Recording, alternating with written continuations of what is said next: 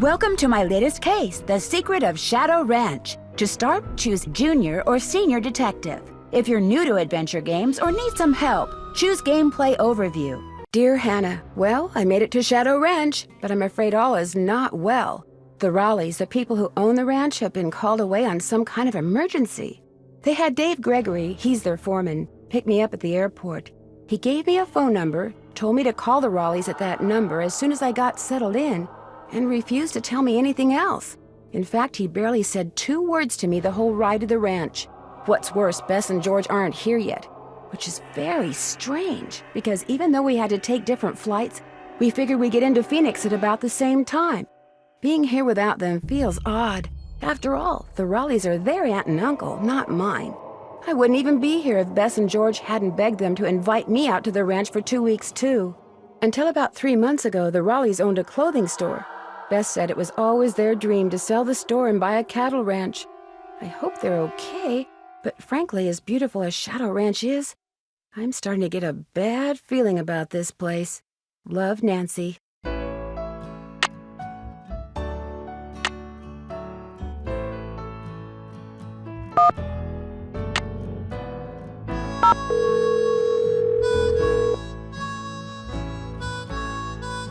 Hello? Hello, Mrs. Raleigh. It's Nancy Drew. Nancy! Are you at the ranch? Yes, and I'm a little concerned that you're not. Nobody around here will tell me anything. That's because I told them not to.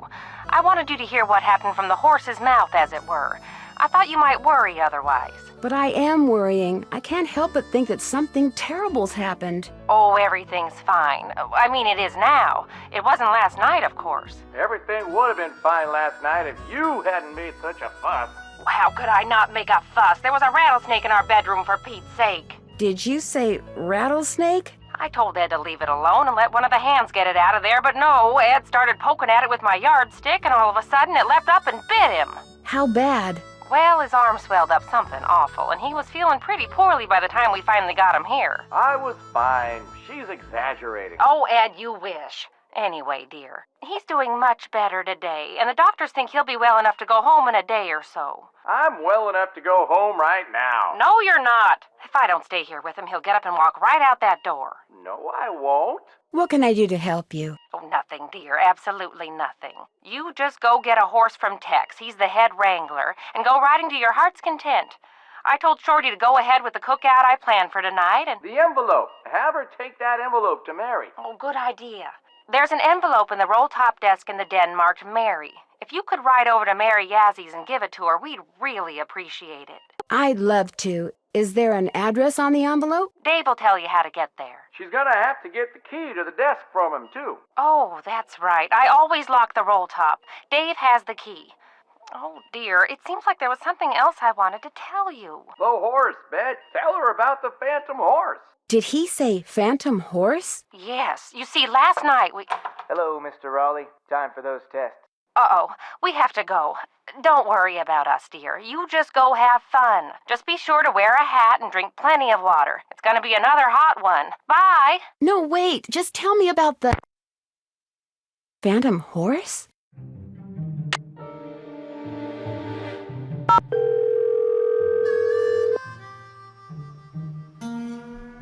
Hello? Hi, Bess. It's me. I'm at the ranch. Where are you guys? Omaha. Very funny. Come on. Where are you really? No joke, Nancy. We're in Omaha, Nebraska. Our plane had to land here so they could fix some radio problem, and now they're saying... It's Nancy. Hi, Nancy. Hi, George. Now they're saying we may be here for hours. Well, at least they didn't cancel the flight. Yet. I mean, who knows what's really going on? Yeah, no one around here ever gives you a straight answer. So what's going on there? A lot. Last night, Uncle Ed and Aunt Bet found a rattlesnake in their room. Oh my gosh! Are they okay? Well, actually, it bit Uncle Ed. Is he all right? He will be. Right now, he's in the hospital. He'll probably be there for a day or two. Aunt Bet's staying with him. Oh my gosh! And apparently a phantom horse showed up at just about the same time as that snake. A phantom horse? Of all the times to get stranded in some stupid airport. Look, you just better keep us posted, Nancy Drew. That's all I gotta say. We're so bored. George just bought a book on 19th century clothing and accessories. George did? It's the only thing in the bookstore here that looked halfway interesting. So if you need to know anything that's even remotely related to 19th century fashion, let us know, okay? Sounds good to me. So what else has been going on?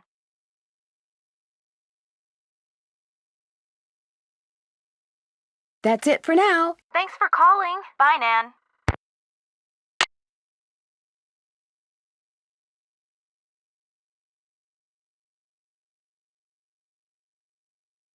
Hey, you must be Nancy. I'm the cook, Shorty Thurmond. Welcome to Shadow Ranch. Come on over here and tell me about yourself. You have talked to the Rawleys, right? Beth said something about a phantom horse. Do you know what she was talking about? Sure do. See, I was just about to crawl into bed last night when all of a sudden this glowing horse comes galloping up outside. It stops and rears and paws, whinnying and snorting. Then it just wheels around and gallops off into the night. It was Dirk Valentine's horse, you know. Now it's a phantom. Dirk Valentine? Dirk Valentine was an outlaw around here back in the 1880s. Legend has it he was in love with Frances Humber. She lived right here on Shadow Ranch. Unfortunately, her daddy was the sheriff. Something tells me this story does not have a happy ending. Because of him, Valentine was captured and eventually hanged.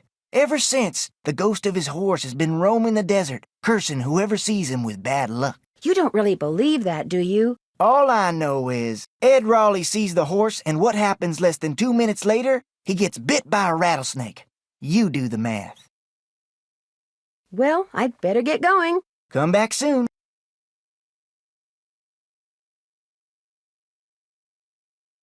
Frances Humber.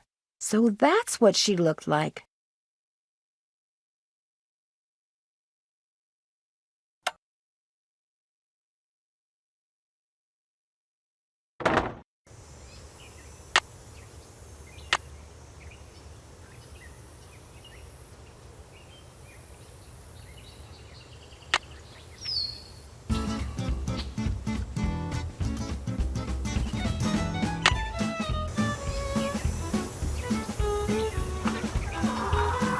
You talked to the Raleighs? I sure did. Do you think Ed's gonna be all right? He'll be okay. Getting bit by a rattler's no picnic, but it sounds like he's out of the woods. Shorty told me about the phantom horse that appeared just before it happened. Did you see it too? It was the strangest thing I've ever seen. Guess you're gonna be asking me a lot of questions, huh? I don't know. Why do you ask? The Raleighs said you were a detective. Their niece, Bess Marvin? She told them that, and she exaggerates. I'm gonna be honest with you, ma'am. We were short a couple hands to begin with, and now with the Raleighs gone and everybody on edge over what happened last night, well, this is not a good time to be visiting Shadow Ranch, that's all. How do you think that rattlesnake wound up in the Raleigh's bedroom? Probably crawled in through a mouse hole sometime during the day and took a nap. Nighttime's when they're most active. Something the Raleighs found out the hard way. Has anything like that ever happened here before? Not since I've been here. The Raleighs asked me to take something out to Mary Yazie's, but it's in the den in the roll-top desk, which is locked. They said you had the key? Sure do. They gave me their key ring at the hospital. Great, thanks. To get to Mary's shop, just follow the trail that goes northeast out of the corral. Can't miss it. And I should probably warn you, she doesn't like the Raleighs. How do you know? It's just the feeling I get when I talk to her, that's all. I talked to my friends, Bess and George. Their plane's been delayed. They aren't sure when they're going to get here. Sorry to hear that. Well, to be honest, I'm not, really. Driving back and forth to the airport takes a lot of time, and time's one thing we're all running kind of short of around here. I'll let you get back to work. Ma'am?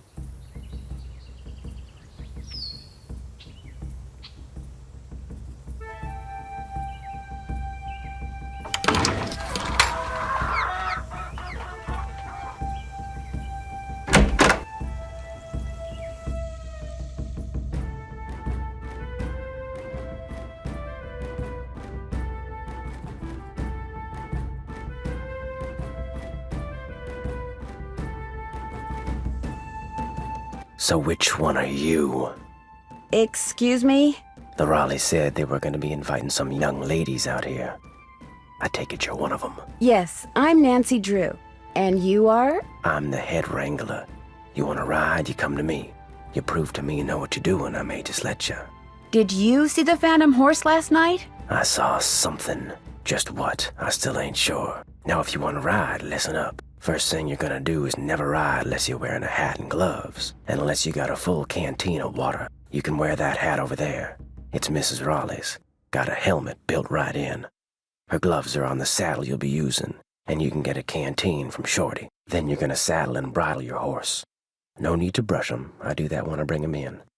Then you're gonna lead him to the mountain block in the corral and mount up. Then I'm gonna ask you some questions. You can't ride outside the corral till you get all the answers right. Once I pass your test, can I ride any time I want? Long as you talk to me first. When you're done riding, you're gonna dismount, hook your horse up, take the saddle and bridle off and put him back where you got him. Always keep your gloves with your saddle. Do these horses ground tie? Yep. If you get off when you're on the trail, don't tie your reins to nothing. Just drop 'em. And barring an earthquake or something, old Bob will stay put. Bob? Who's Bob? The bay over there. Name's Bob. That's who I'm putting you on. May I go riding now? Nope. With the Raleighs gone, the ranch is real short-handed. Before you ride, you're gonna have to go see if Shorty's got any chores that need doing. Gotta get a canteen from him anyway. Talk to you later. Yahoo!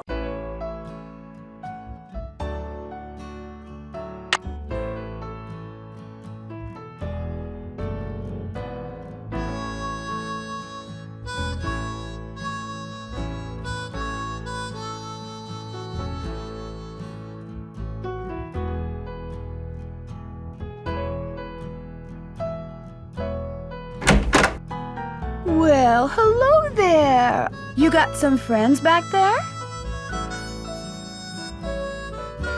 Hi there. You two aren't too shabby looking either.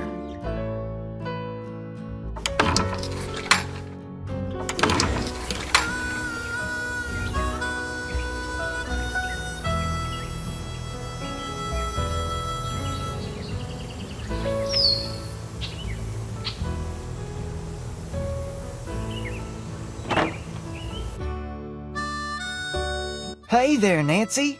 Man, I wish the Raleighs were here. How come? I'm really looking forward to you and me sitting down and having a nice conversation, especially with all the weird stuff that's going on. I'm so busy getting all their chores done in addition to my own that I barely have time to talk to myself, let alone to you.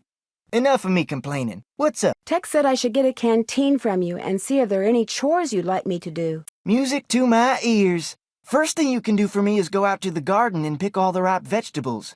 You know what ripe vegetables look like, don't you? No, but don't worry, I'll find out. Good, 'cause if you pick vegetables that aren't ripe yet, I'll be real ticked. You can put 'em in the vegetable basket that's hanging outside. And one more thing. Sometime today, I need you to build a cooking fire in the pit outside. I'll light it when I'm ready to start cooking. And be sure to fill the bucket out there with water and leave it by the pit. You know, just in case something catches on fire that isn't supposed to. The Raleighs wanted to have a cookout tonight, and by golly, we're gonna have a cookout no matter who is or isn't here. Well, I'd better get going. Come back soon.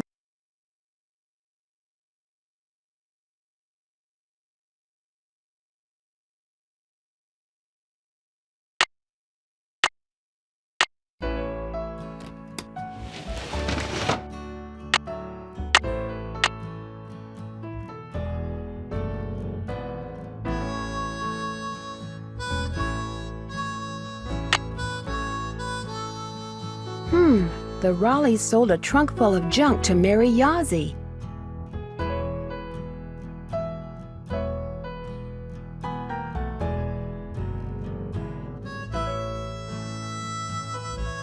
Sounds like this Jane Nash person has it out for the Raleighs.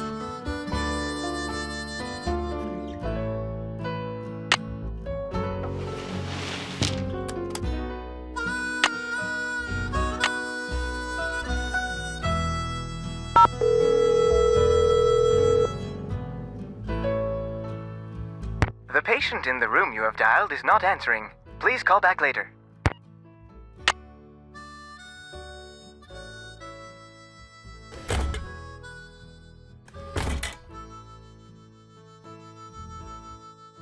Something goes here.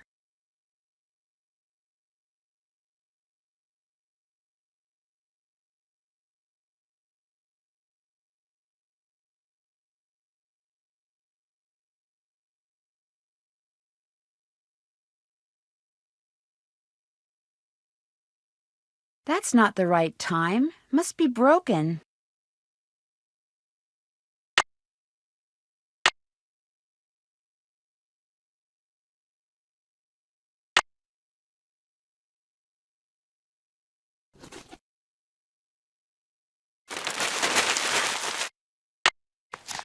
Bank robbers?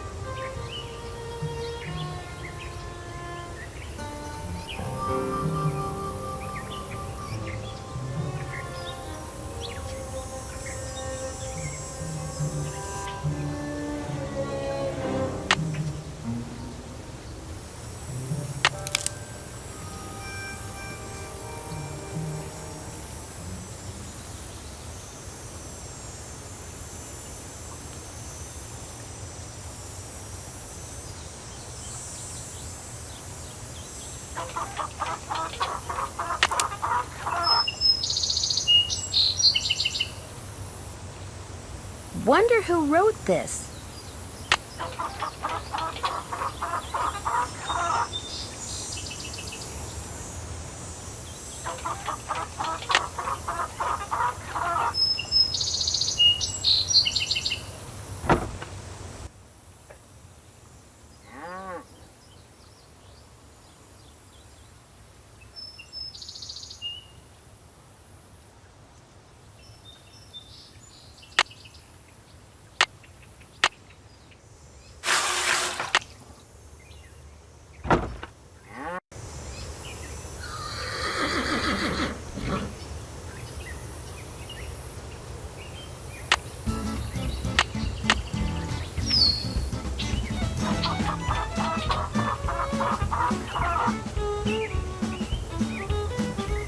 Phew!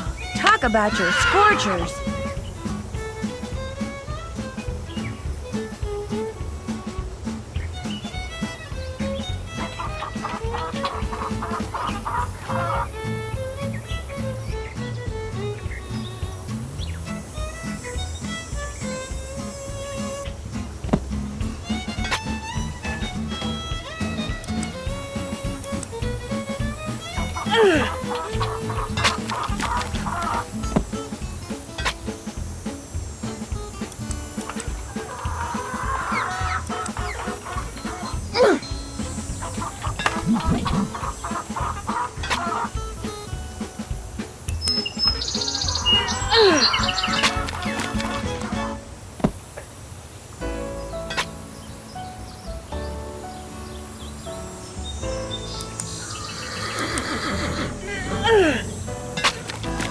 There, just call me Nancy Paul Bunyan Drew.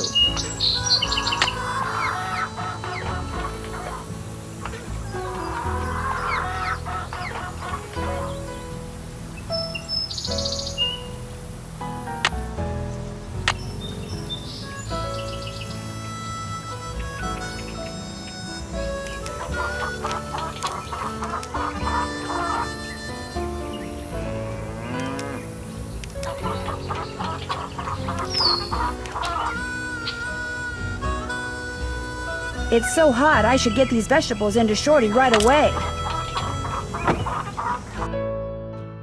Pick those vegetables for me yet? You betcha. Good for you.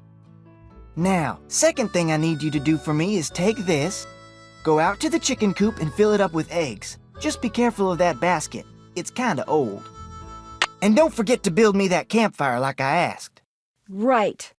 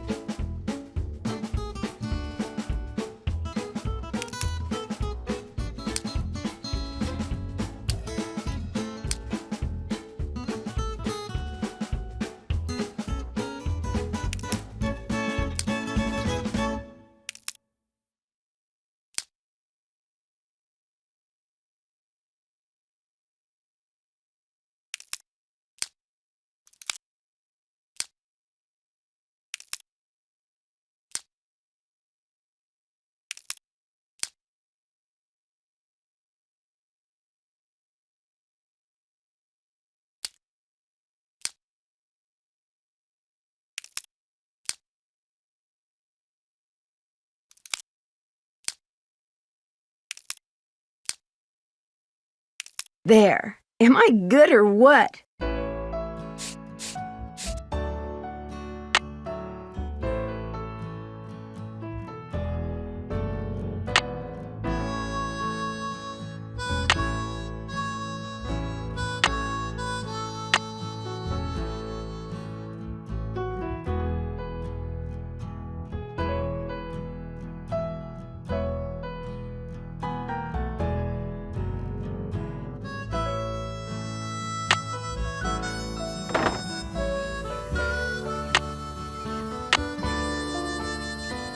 Check.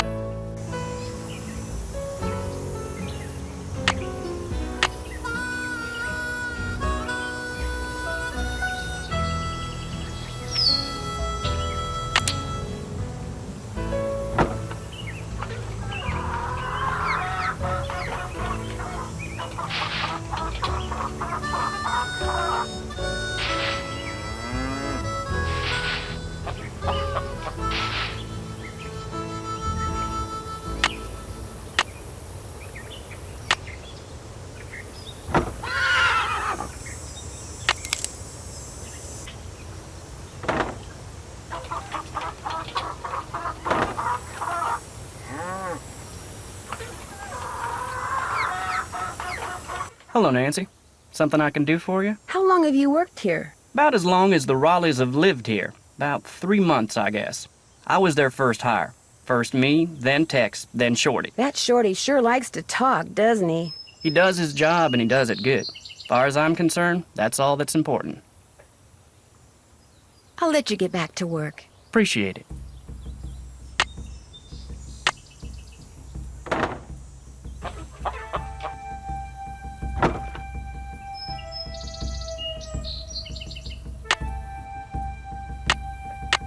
So far, so good. That should do it. There, one extremely well-built campfire, if I do say so myself. Great looking fire, Nancy. Nice job.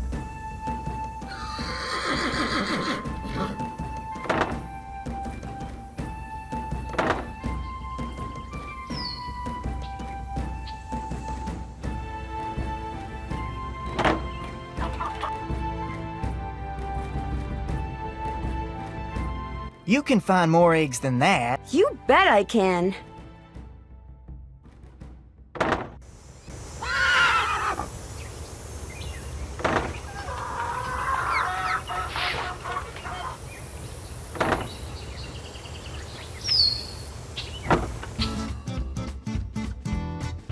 Got those eggs for me? No problem. Good for you. Anything I can do for you now? Do you think I could get a canteen of water from you? Got one right here. You're good to go. Well, I'd better get going. Pleasure talking to you.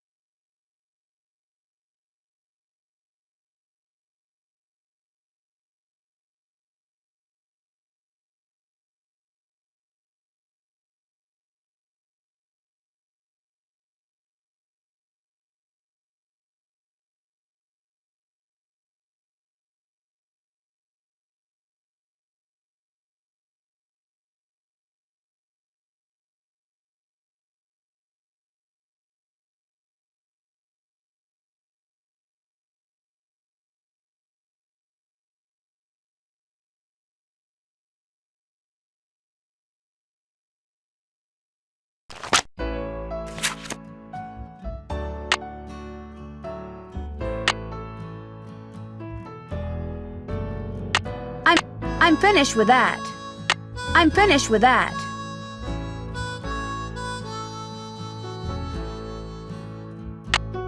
I'm finished with that.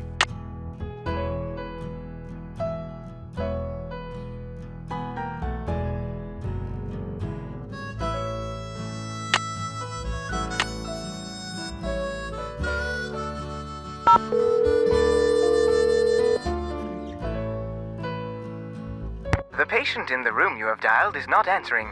Please call back later.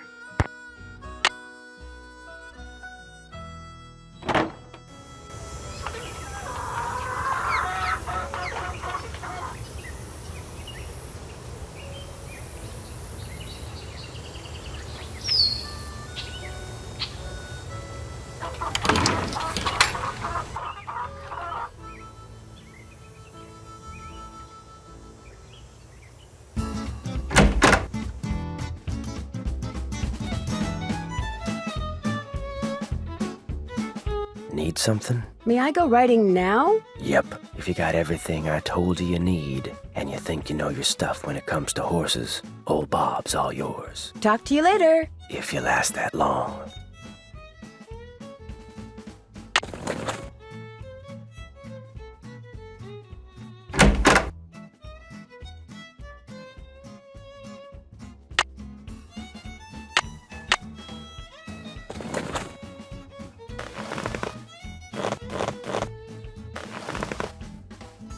Come on, Bob.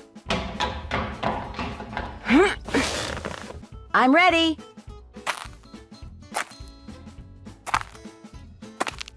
Ready for some questions? I think so. Where's a horse's hocks? On its back legs. That's 1 out of 10. Ask me something else. Where's a horse's frog? On the bottom of its hoof. 2 out of 10. Got a long way to go. Ask me something else. How tall is a horse that's 15 hands? 5 feet. 3 down, 7 to go. Ask me something else. What kind of a horse is a Paso Fino?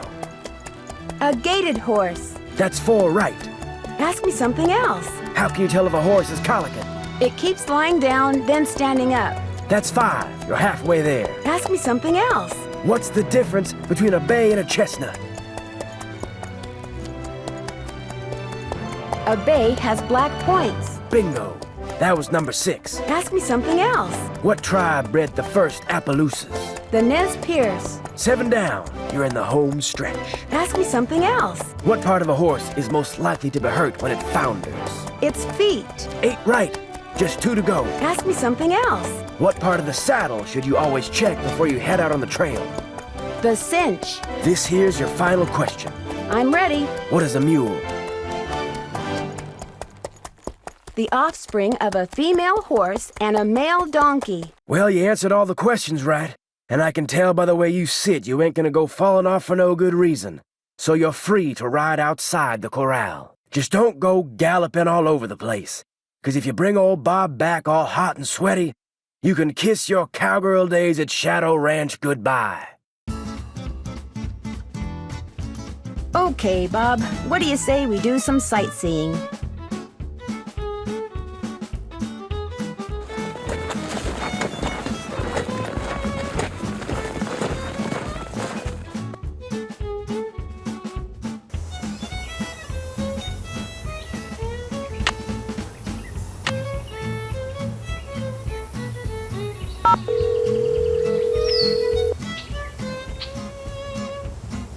The patient in the room you have dialed is not answering.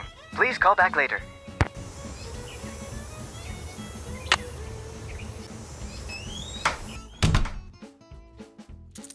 That trunk looks really old.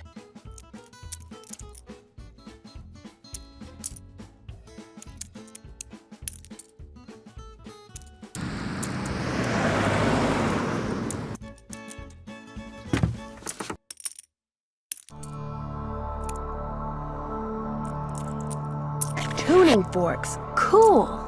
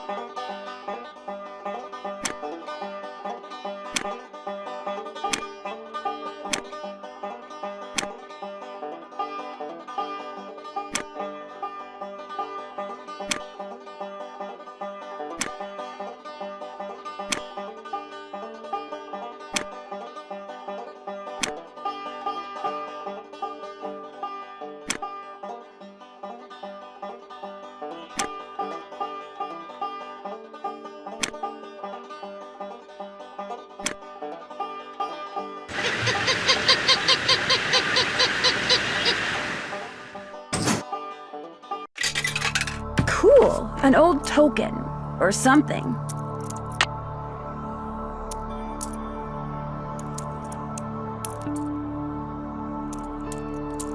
What a beautiful horse.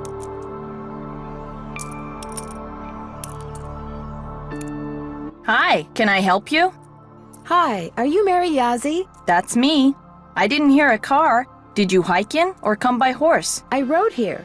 I'm Nancy Drew. So where are you staying? With Ed and Elizabeth Raleigh. In fact, I have something for you. Bet wanted me to give you this. Great. I want to buy a small piece of property from them. It must be their response. Bad news? They rejected my offer. Well, I guess that's that. But as long as you're here, look around. All the jewelry you see, all the rugs, the beadwork, the pottery, they were all made by local artists, including yours truly. So if you want to know something, especially if you want to know how much something is, just ask. Is that you riding that beautiful Palomino in the picture over there? That's my horse Banner. I train him myself. You train horses? Just on the side. Someday I'd like to do it professionally, but it would take money to get started. And money is one thing I'm not very good at making. Is that old trunk over there the one you bought from the Raleighs? Yeah, they didn't want much for it, so I took it off their hands. Problem is, I still don't know what's in it because I can't figure out how to open it. Have you asked the Raleighs about it? They were no help, although they did offer to buy it back from me. I just told them to keep looking for a way to get it open. Are there many petroglyphs around here? If you take the trail to Cougar Bend, there are hundreds. A lot of them were probably made by the Anasazi. They lived in the area until about 700 years ago, when they just suddenly picked up and left. I won something that looks like a token when I played that game over there. What is it? They actually used those for something back in the 1880s, but I don't know what. It was great talking to you. Come in again.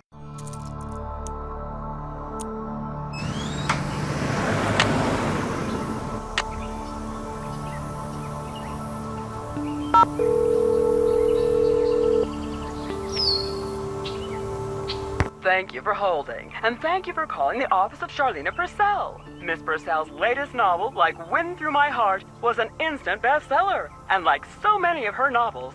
Never mind.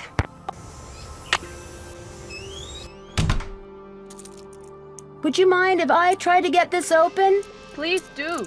In fact, if you get it open, I'll let you keep something from it. You can have your pick. The initials on this trunk. Whose are they? Do you know? I have no idea.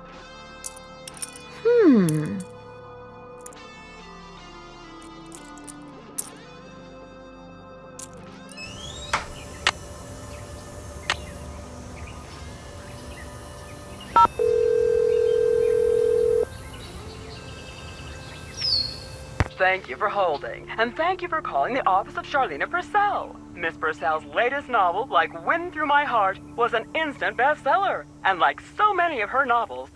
Never mind.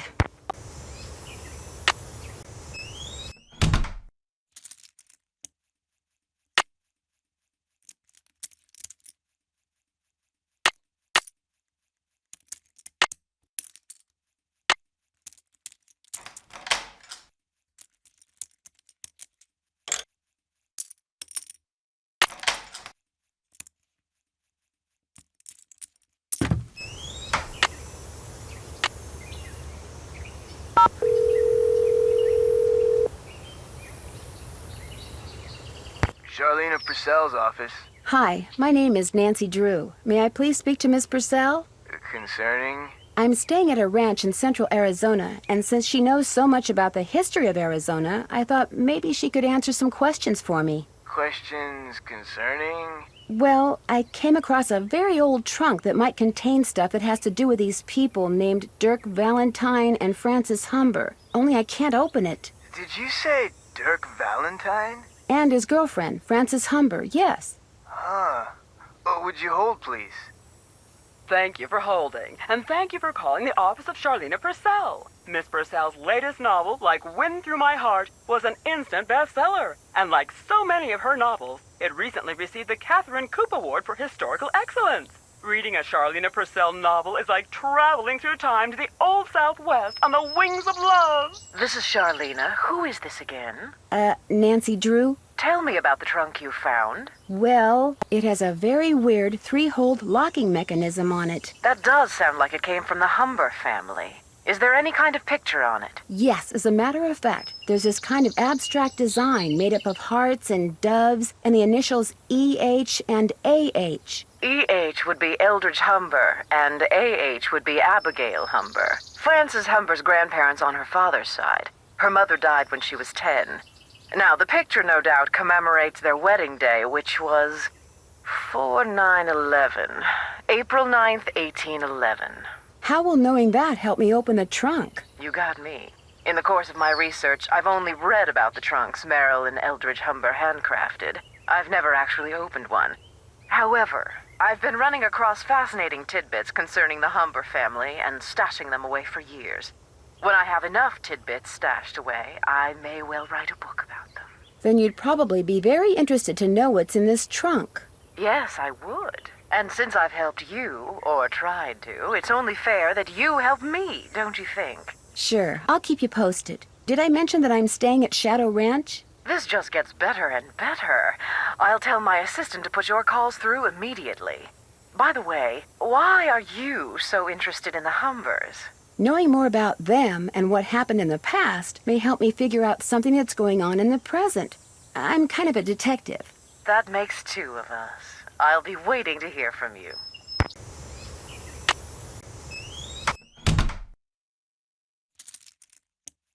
Something goes here.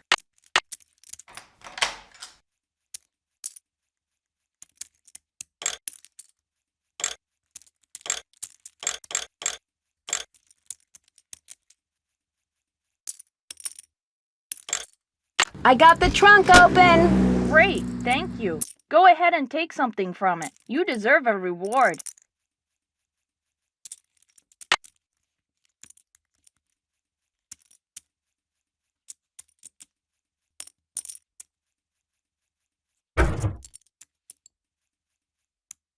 Hi, can I help you with something? It was great talking to you. Come in again.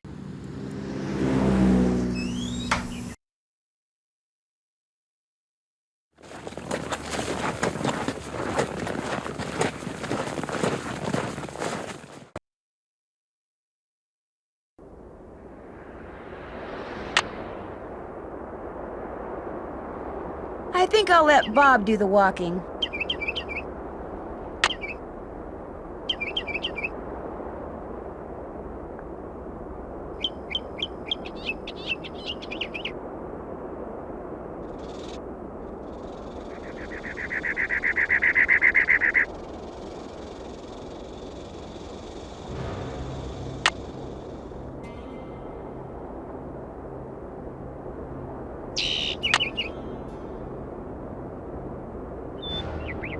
Heck, why walk when I can ride?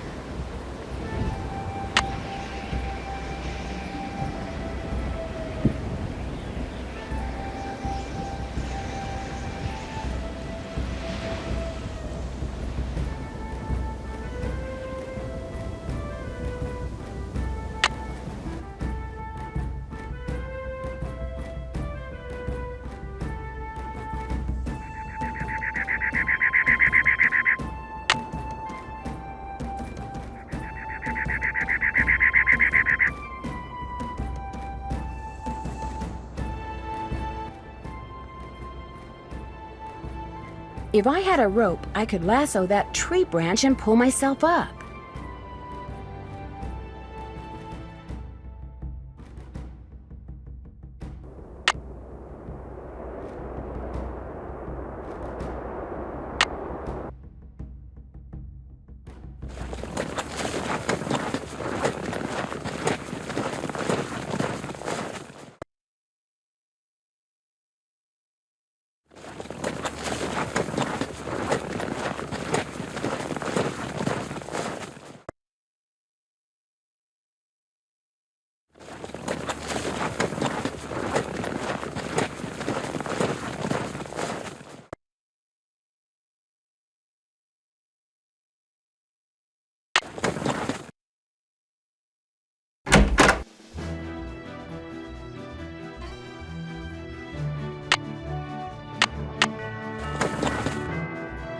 Uh-oh, I'd better put that back.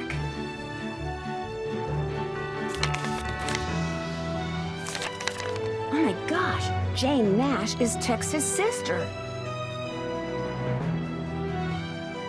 You still here? You sound surprised. You and your friends, if they ever show up, you ain't gonna last more than 3 days out here. Well, I hope you like surprises, Tex, because you're in for one. City folk can't take living out here. Too rugged, too much work, too dangerous. I need a rope. Do you think I could borrow yours? Nope. I understand you have a sister named Jane Nash. So what if I do?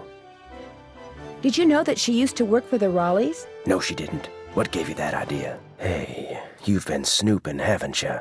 In the Raleigh stuff? In my stuff? I'm just very observant, that's all. My business ain't none of your business, and that includes any sisters I may or may not have. You need to go. I'm busy.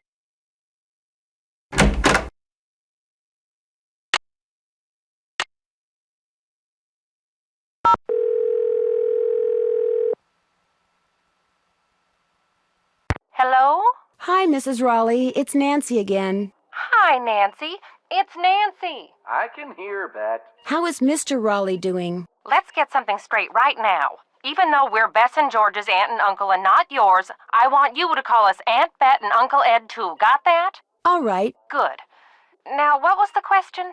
How is Uncle Ed doing? Well, he's running a slight fever, so the doctors are a little concerned. Oh, I'm fine. They're going to keep him here overnight, just to make sure he isn't developing some kind of infection.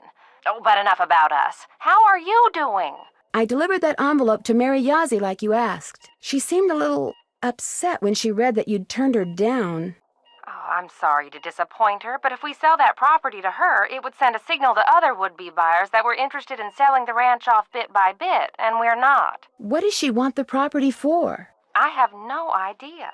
The parcel she wants to buy is nowhere near her store, and there's nothing but rocks on it. Maybe someone else there at the ranch knows, but we sure don't. I heard about the phantom horse. Was last night the first time it showed up? As far as I know, it was the strangest thing. Shorty kept babbling about how it was the ghost of the horse that belonged to some outlaw. Dirk Valentine? But that was right after Ed got himself bit, and we were all running around trying to get him into the truck to take him to the hospital, and I really wasn't paying much attention. Do you have any idea where the horse came from? None whatsoever. She wants to know where that phantom horse came from. I was hoping she could tell us. You're the detective, dear. If you want to snoop around and see what you can find out about that creature, by all means, please do. Why do you have a painting of Francis Humber? I just thought it would give the den some character, that's all. I found it in the tack room under a pile of junk.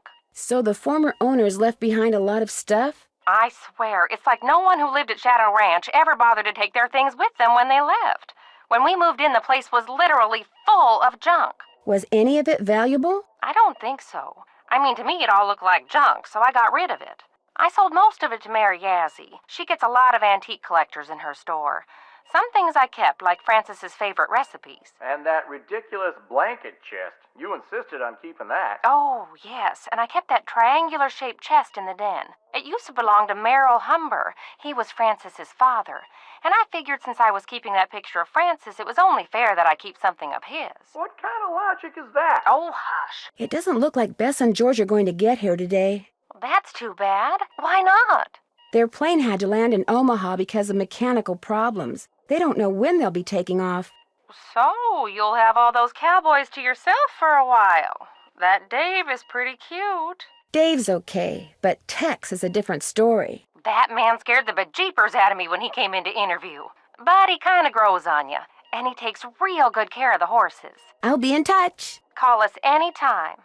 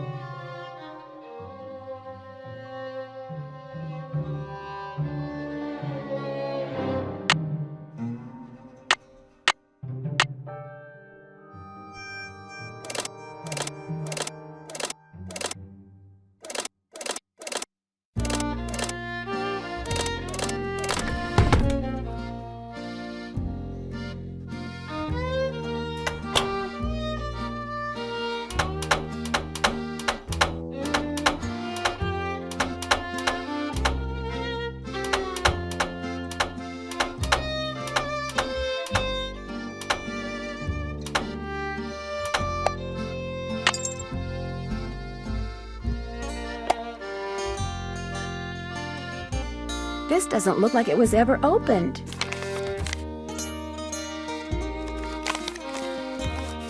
As usual, things did not work out like I planned. Just when I get everything fixed just right for you to go looking for the thing I hid for you, I go and get myself arrested. But no matter what you hear, nothing is gonna happen to me. I will be fine and we will be together soon, I promise. Meanwhile, you can keep busy by looking for what I hid. Start by using this piece of paper to mark where all the rock pictures are. They will tell you what to do next. Your favorite flowers and the flowers on your favorites, start keeping them in mind too. I will leave a message for I like vexing your brain because when you are thinking real hard, like when you're playing the piano, you are more beautiful than anything in the world. I am sure to be out of here before you find my treasure, but in case I am not, know that it is all yours and that you are more precious to me than 10,000 treasures put together. 9, 12, 15, 22, 5, 25, 15, 21. Dirk. P.S. I do not and never will hold what your father did to me against you.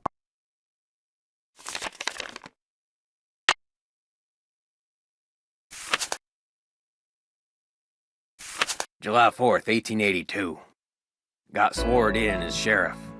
It was the 4th, so it's like all them celebrations was for me, which of course they weren't. Frances thought up a song and played it on the piano for me.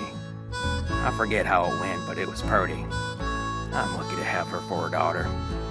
Hereford Shoup come by with a plant he brung from New York, which he calls Harrison's Yellow.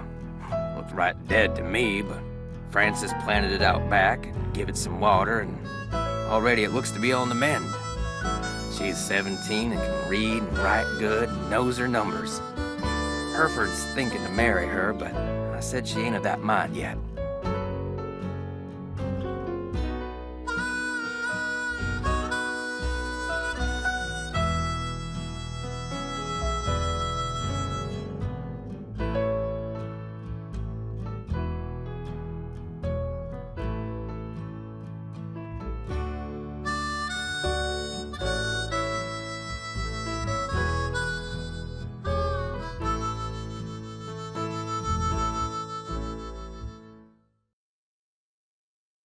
Hereford Shoup come by with a plant he brought March 30th, 1883. Frances has got eyes for a young man named Dirk. She says he's from Prescott. Cappy says when she plays the piano, this Dirk makes everyone be quiet so he can hear her good. I ain't never seen her smile like she smiles now. I told her to bring him to the ranch for dinner, but she says he won't come because he is too shy. I wonder if that is the truth. Got a letter from the sheriff over in Phoenix about this Dirk Valentine, who was wanted for robbing 2 banks in a stagecoach. The picture with the letter looked just like Dirk, who Frances is sweet on. When I showed her the picture, she got tearful and run off. Now Dirk is gone, and she won't say nothing about where he went. August 2nd, 1883. Dirk Valentine is robbing banks and coaches and trains all over the territory. Frances says he never ever shoots his gun and only steals from people that already got plenty of money. But that ain't true, because some of them trains he robbed was carrying money, meant to pay miners a hard-earned wages. He is nothing but a no-good, greedy outlaw. But Frances gets real mad when I say that. I fear she is still sweet on him, and that she sees him when she knows I am busy, and gets letters from him when she hides from me. So got hold of a note Frances sent to Dirk and saw where they was going to meet. So I got a posse and we caught Dirk, and now he's in jail. The judge is coming next week, and I hear he is a hanging judge, so Dirk most likely ain't long for this world. Frances won't say nothing to me no more and says she never will again. September 13th, 1883. Dirk sends a secret letter to Frances, which Mason got hold of and give to me. I locked it up so she won't ever read it. Frances ain't allowed to see Dirk in jail, of course, and if she never sees his letter, maybe she will think he don't like her no more, and maybe she will stop liking him. Frances's ma would have knowed what to do better than me. I wish she was still alive. September 17th, 1883. They hung Dirk at noon. I thought I would be glad, but I ain't. September 18th, 1883. Frances took Brownie in my big saddlebag and is gone. She ain't told no one where she's going, not even Cappy. But I know she will forget Dirk, and when she does, she will come home because she's a smart gal and will figure out that I did what I'd done for her. January 4th, 1884. My sister says her little girl Ellie got a letter that said Frances went east and was not of a mind to ever return. I hope this ain't the truth, because I miss her something awful. June 11th, 1884. The Harrison's yellow, which Frances said was her favorite flower in the world, is just a pile of brown sticks now. I don't know how to look after delicate things like that, so it is my fault that it died. I ain't seen or heard from Frances in a year. I tell people she's on her way home, but when I look in my heart, I know this is a lie.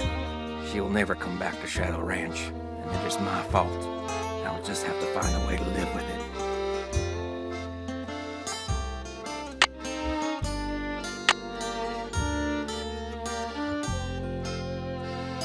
Check. Can't check that off yet. I'm finished with that. That's done.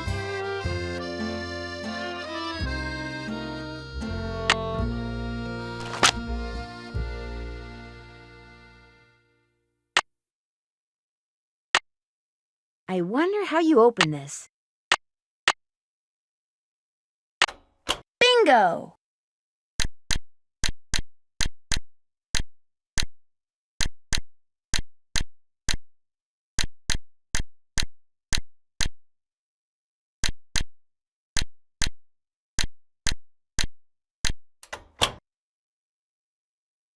Green bottle under...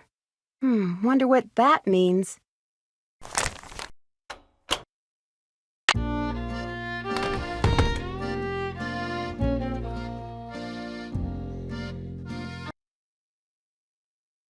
And she'll be coming around the mountain when she goes. Yodelay.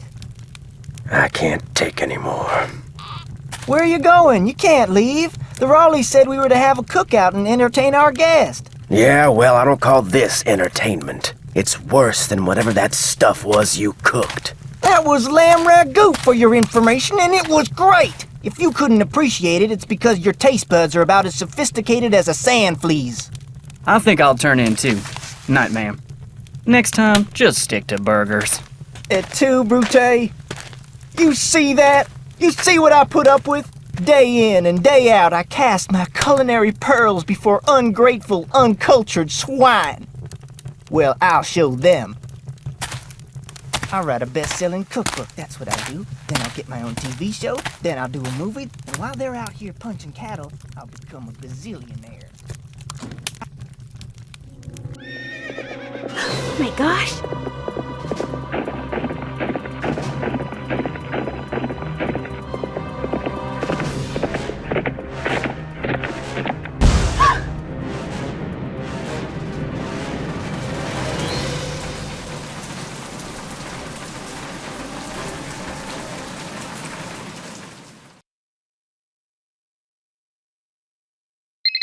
And you say this happened right after that phantom horse showed up again?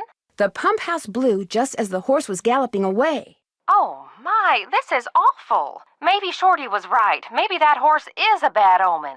I'm more inclined to think that someone is using that horse to divert attention. What do you mean? It's possible that while everyone's attention was on that horse, someone sabotaged the pump house.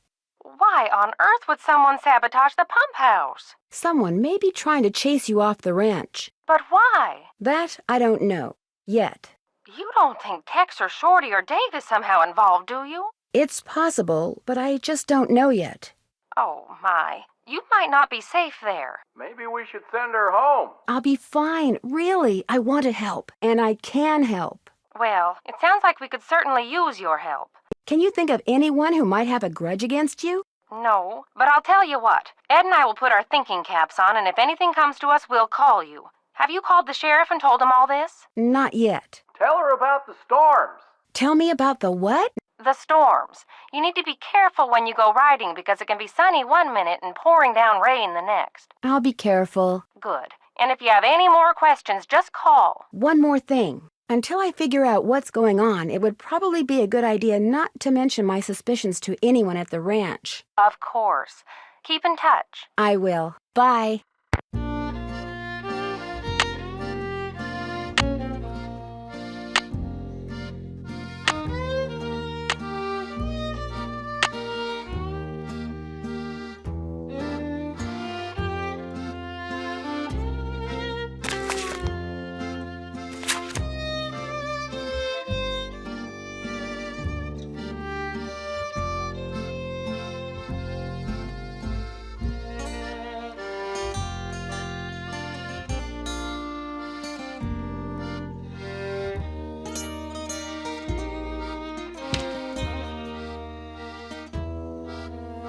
Mineral deposits? Can I help you find something? No, actually, I pretty much found everything on my own. For your information, I got those maps because I was hoping there might be a long-lost gold mine or two around here. But like most of my get-rich-quick ideas, it didn't pan out. Apparently, there's no gold left in them thar hills, or silver, or copper, or anything else. Now, I don't ever want to catch you in my stuff again.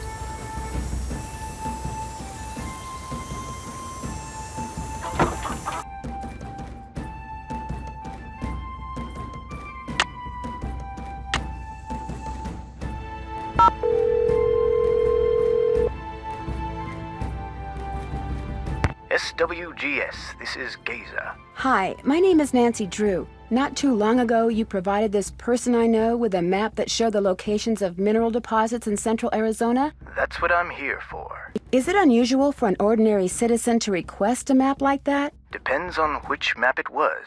The number on it was PUB893A. Publication 893 Alpha. Let me get it on my screen here. Yeah, that's a map somebody'd use if they wanted to go prospecting in their spare time. What's this person's name? Shorty Thurmond? Shorty Thurmond. Yeah, there he is. According to my notes, he'd just started a job in the Shadow Mountain area and figured he'd go looking for gold on his off hours. You keep notes on all the calls you get? In a bureaucracy like this one, you never know. When something goes south and fingers start pointing, it's always good to have your side of the story all nice and documented.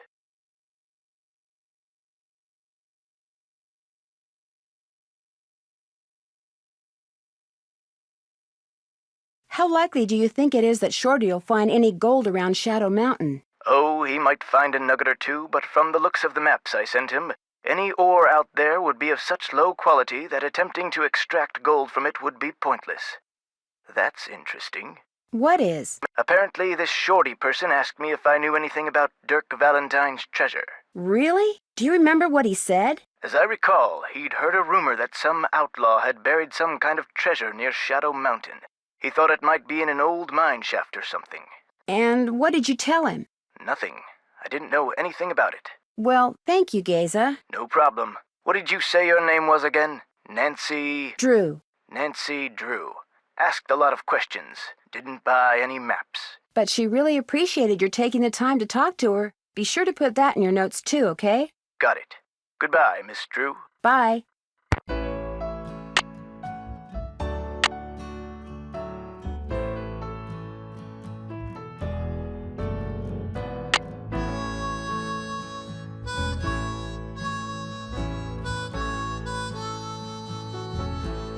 Yes? I'd like to apologize. Just proves we're birds of a feather. I've been known to go poking through other people's stuff myself. Have you ever met Mary Yazzie? Course. Nice lady. I mean, for the most part. Gets real unfriendly when the subject of the Rowleys comes up. What about Dave Gregory? He's so quiet. I can't tell if he's being secretive or just shy. My money's on shy. I mean, it kinda takes brains to be secretive, and he strikes me as being pretty much a lightweight in that department, know what I mean? Oh, Nancy, it's great having you here. I mean, I like to talk, you know? I like to converse, to debate, to discuss. You like to gossip, don't you? More than anything.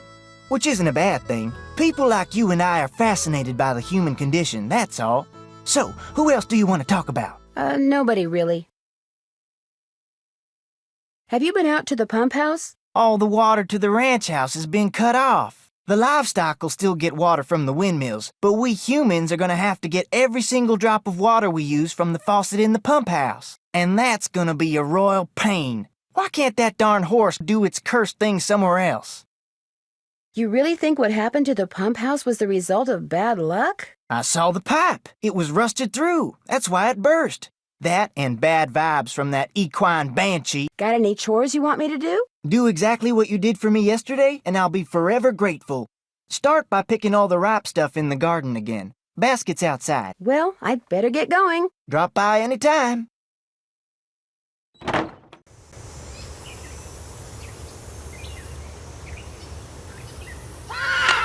Phew! Talk about your scorchers.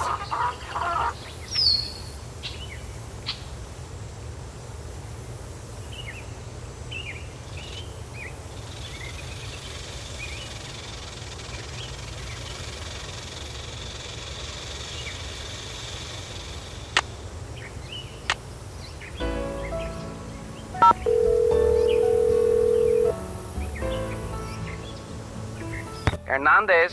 Hi, are you the sheriff? Yes, ma'am. My name is Nancy Drew. I'm staying at Shadow Ranch. Oh, yeah? I spent a good part of last night out there. I know. I never got a chance to talk to you. Is there something I can do for you? Would it be all right if I looked around in the pump house? Sure. I'm all done in there. Should have had my deputy take that sign down.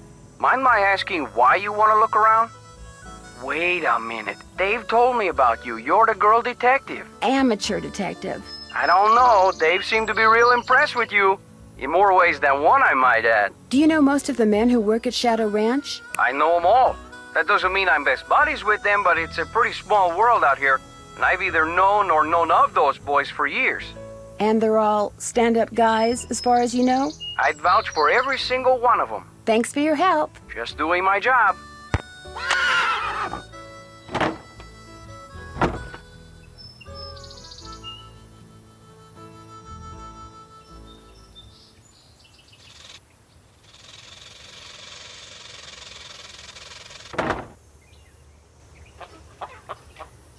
Looks like the pipe was pretty badly corroded.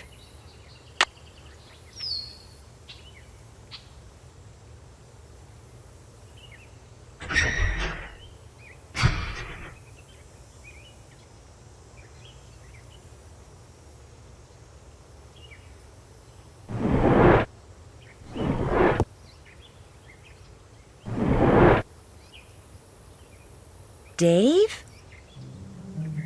Well, where did you come from? Where did you come from? Well, see, I'm looking for Dirk Valentine's treasure. How long have you known about it? Couple of years. See, my great-aunt Ellie was Francis Humber's cousin. When she died, she left me a bunch of stuff, including an old letter she'd gotten from Francis. In the letter, Francis said that Valentine had hidden a bunch of loot somewhere and wanted Francis to find it by following the clues he left for her. Francis was real smart, see? Loved puzzles, played the piano pretty good too. Anyway, after Valentine met his end, Francis was too broken-hearted to care about some treasure. She told Aunt Ellie that if she could find it, she could keep it. I also found this picture. That's Francis's father, Sheriff Merrill Humber. There's something written on the back. Stairs to cellar. That's Francis's handwriting. Looks like the other half of the message got torn off. I was hoping that the treasure might be under the stairs in here, but no such luck. I didn't know this place had a cellar. As far as I know, no one does. The entrance is secret. These stairs lead to a secret door behind the bookcase in the den. The Raleighs never mentioned a secret door. The Raleighs don't know. I was afraid that if I told them, they'd... See, my brother's dead broke. No job, health's bad. I was thinking if I could just find the treasure... I understand, but now I'm in kind of an awkward position. I know. And I'll tell them, I swear, soon as they come back. They got enough on their minds right now. What about all the accidents that have been happening around here lately? I don't know anything about that horse or any of the other stuff that's been going on around here, I swear. Now, if you'll pardon me, I need to tend to my chores. No, wait, you don't have to leave.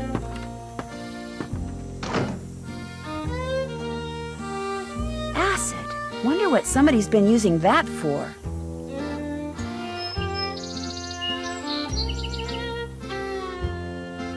Something's missing.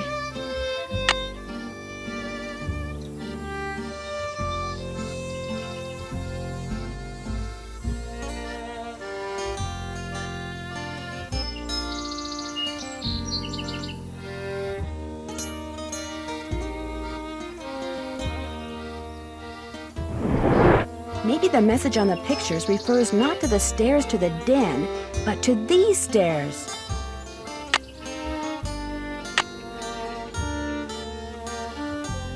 I'm finished with that.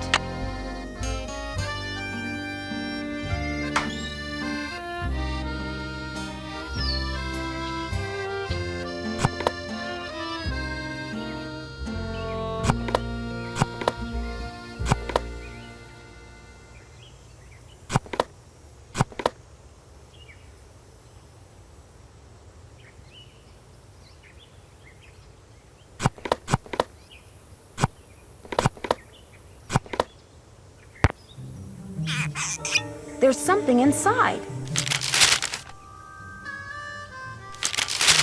I am glad that you are getting your picture painted wearing your favorite shawl. It will be a beautiful painting because you look beautiful in that shawl. I forget the name of the stitch you used to make it, but I think it is amazing that you learned how to knit a whole shawl just by reading one book. I wish I could put my mind to things like you can. I am also glad that you like the handbag that I got you. I knew it would become your favorite on account of the pretty picture the beads make. I want to know all the things that you like so that I can make sure you always have them. I figure that way you will always want me around. Meet me on Friday at noon by the Big Picture Rock. I love you, Dirk. Remember when we were in Cappy's eating the crackers he orders special from California, and you said that from then on the crackers would be your favorite because they would always remind you of me? Well, I met a trader yesterday who had a whole wagon full of them, and I bought you 4 tins. I also bought a rock from him because this rock has been polished to show a picture that looks just like the landscape by one of our meeting places. He called it an agate and said that the picture was made by nature, but it looks so real I can hardly believe it. I am thinking of a way to surprise you with it because it is as special as you are. I will meet you Tuesday at 3 by the 3-armed cactus. Your father has people watching for me all over the county. I guess you got some of your smartness from him. I love you, Dirk. I still don't know how you got a whole cake out to our last meeting place like you did, but it was the best thing I ever ate. And the prettiest, too, what with that fancy flower you put on it. Now I think it is the best cake recipe in the world, too. But nothing is as good as getting a letter from you. Whenever I see a flower like the one on your favorite letter paper, I think of you. I only steal from people who have plenty of money to begin with and deserve to be robbed, but if I could start over, I would forget about them and be a rancher or a farmer or miner or shopkeeper or whatever you wanted me to be, just so we could always be together. Be at Charlie's grave at sunset this Thursday. I love you, Dirk.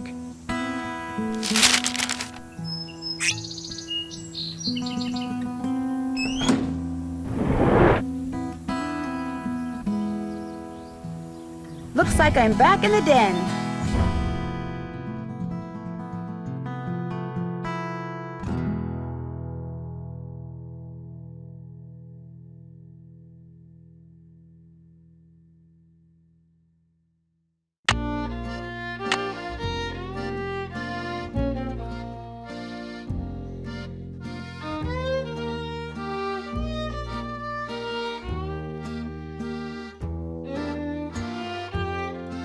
The daisy stitch.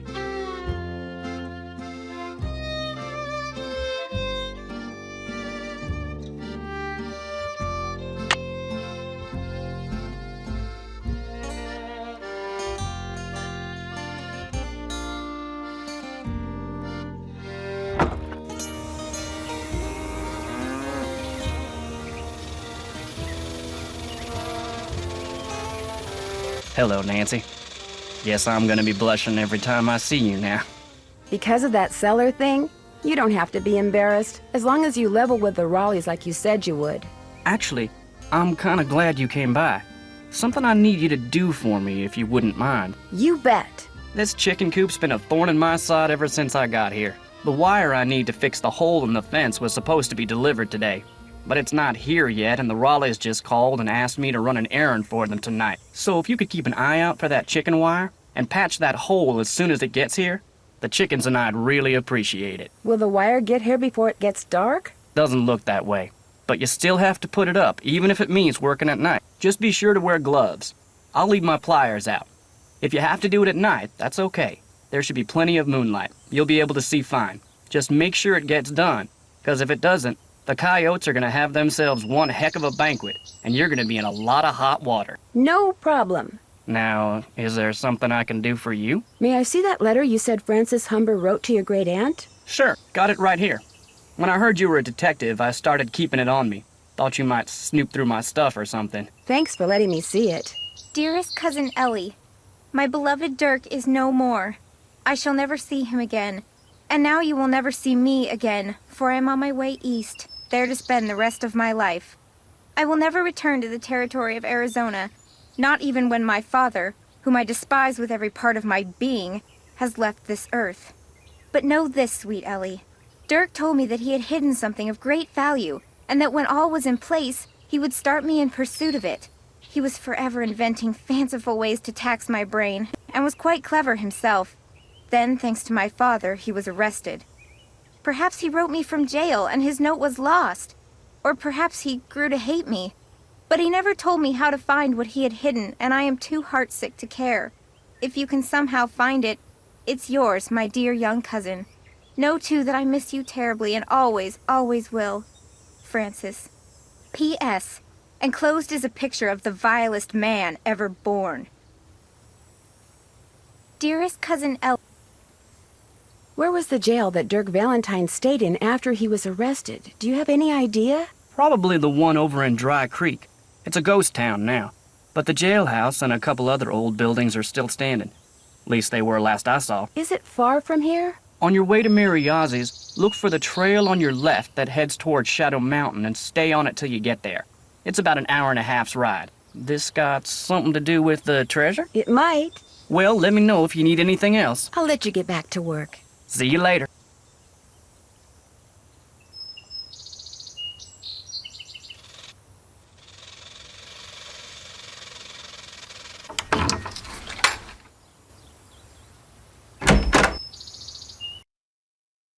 Not that my family's any of your concern, but my sister did work for the Raleighs, back in Phoenix.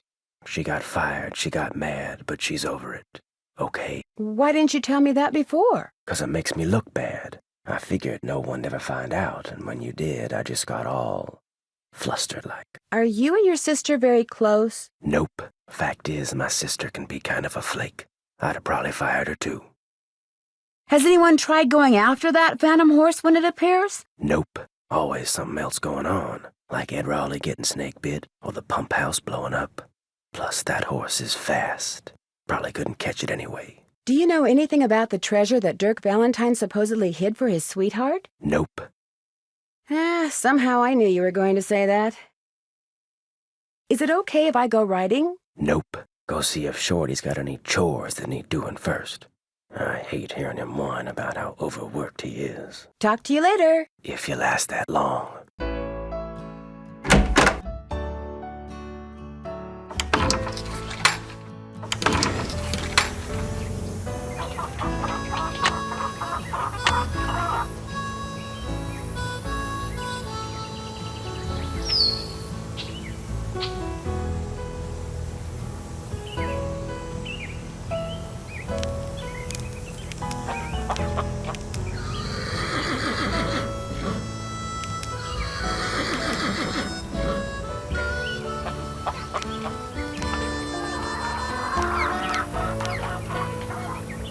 It's so hot, I should get these vegetables into Shorty right away. Pick those vegetables for me yet? You betcha.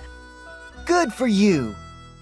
Now, if you just fill that egg basket for me again, we'll be all set. What do you know about the treasure that Dirk Valentine supposedly hid around here for Francis Humber to find?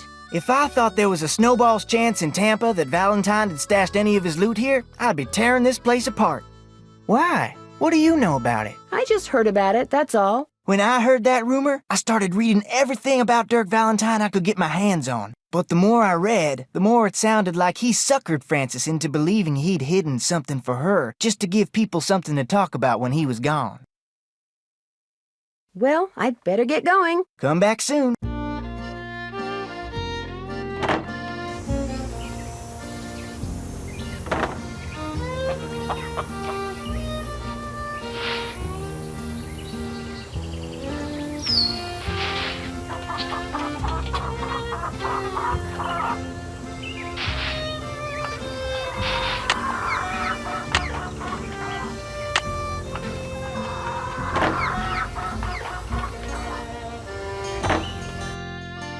Got those eggs for me? Right here. Good for you. I need you to do one more thing. It's Tex's birthday. The Raleighs told me to make him a cake. Now, if I make it, he'll throw a fit. But if you make it, he might actually appreciate it. So why don't you dig a cake recipe out of the recipe box and have at it? I don't care when you make it, just so it's done by the end of the day. The icing's already made. Could I get a canteen of water from you? You betcha. You're good to go. Well, I'd better get going. Pleasure talking to you.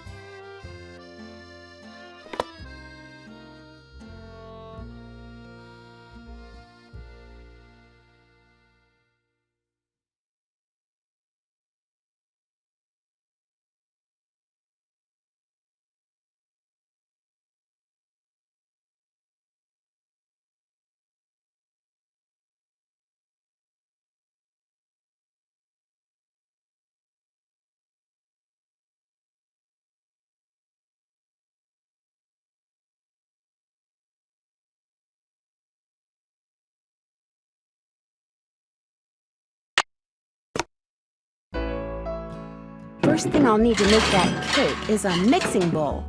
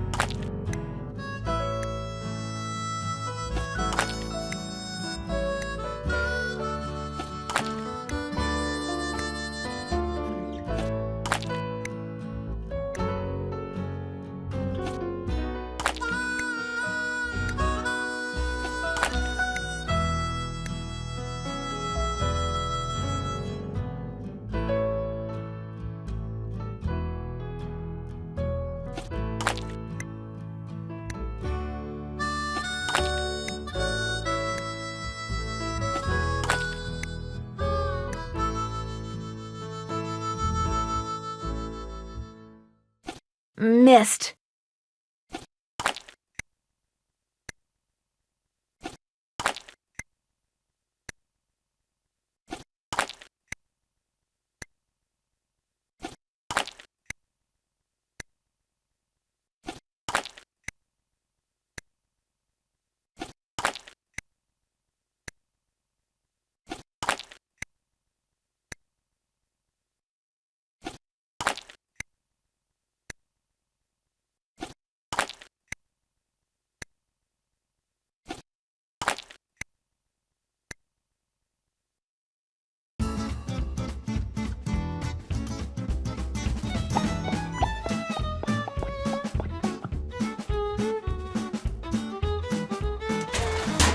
Looks like I'm gonna have to guess how long to cook it and what temperature to use.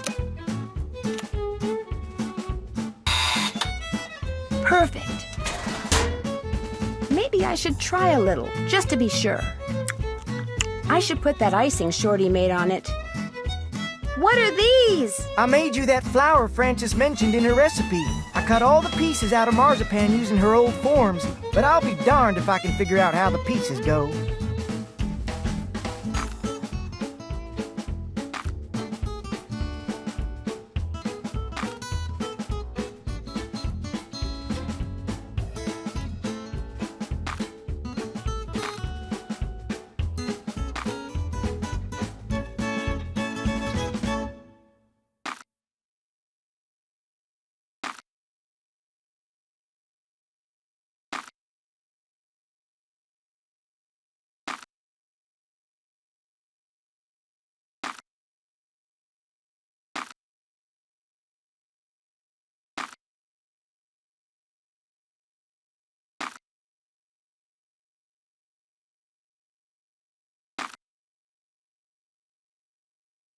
It's a tulip. What's this? That's food coloring so you can paint that marzipan flower.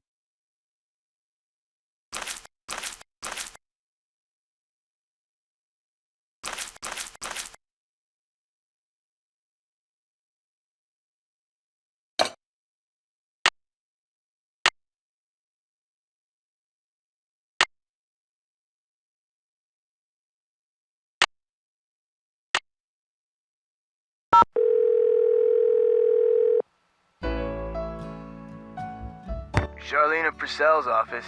Hi, this is Nancy Drew. May I please speak to Miss Purcell? She told me to put you right through.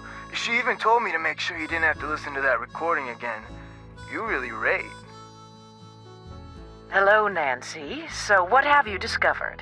I came across something that looks like a very old token and has the words Dry Creek Merchants on it. Sounds like you have a piece of Dry Creek scrip.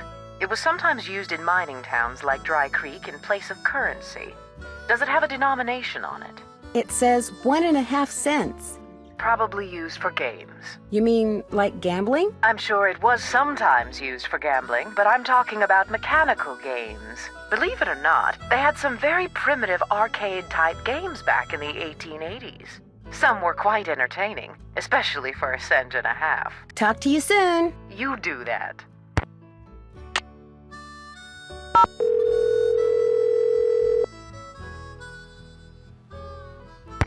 Hello? Where are you guys? You've got to get out here. I saw the Phantom Horse last night. Know what we saw last night? The inside of a motel room in St. Louis. St. Louis? Our plane finally took off at 7 last night. We didn't call you because we wanted to surprise you. Only the next thing we knew, we were being diverted to St. Louis on account of bad weather, so the airline put us up at a motel. But when we came back to the airport this morning, guess what? You're fogged in. We're fogged in. I have never seen fog this thick. Visibility's 3 feet tops. You can barely drive in this stuff, let alone land and take off. Let's change the subject. So you saw the Phantom Horse? Last night, right after the campfire, this glowing horse appeared out of nowhere, then went galloping away. And right after that, the main pipe in the pump house sprang a leak. Another case of bad luck? I think not. So while everyone's attention was on the horse, someone sabotaged the pump house. First the rattlesnake, now this. Yikes.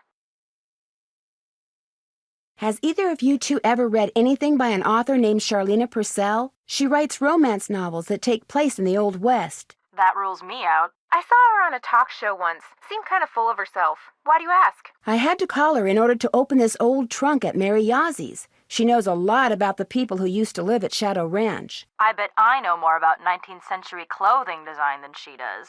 Have I told you about the cowboys that work for the Raleighs? No, and believe me, I've been meaning to ask. Well, Dave Gregory, he's the foreman, and he's very cute, Bess. Wouldn't you know it? Anyway, I caught him secretly digging around in the cellar. He knows about Dirk Valentine's treasure, too. What about the other cowboys?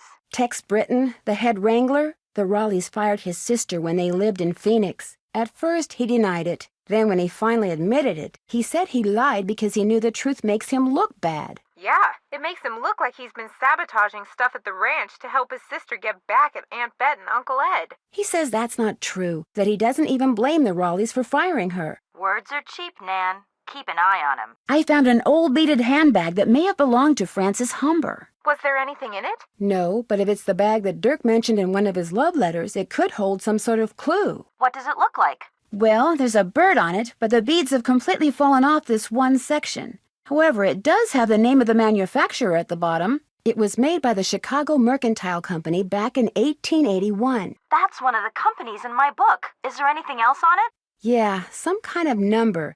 HB3941. Maybe that's what bead pattern it is. There's a bunch of phone numbers in this book. Maybe we can track down the pattern for you. That'd be great. Like I said, it could be pretty important, especially if the part that's missing turns out to have something to do with flowers. We'll get right on it. That's it for now. Thanks for calling. Bye, Nan.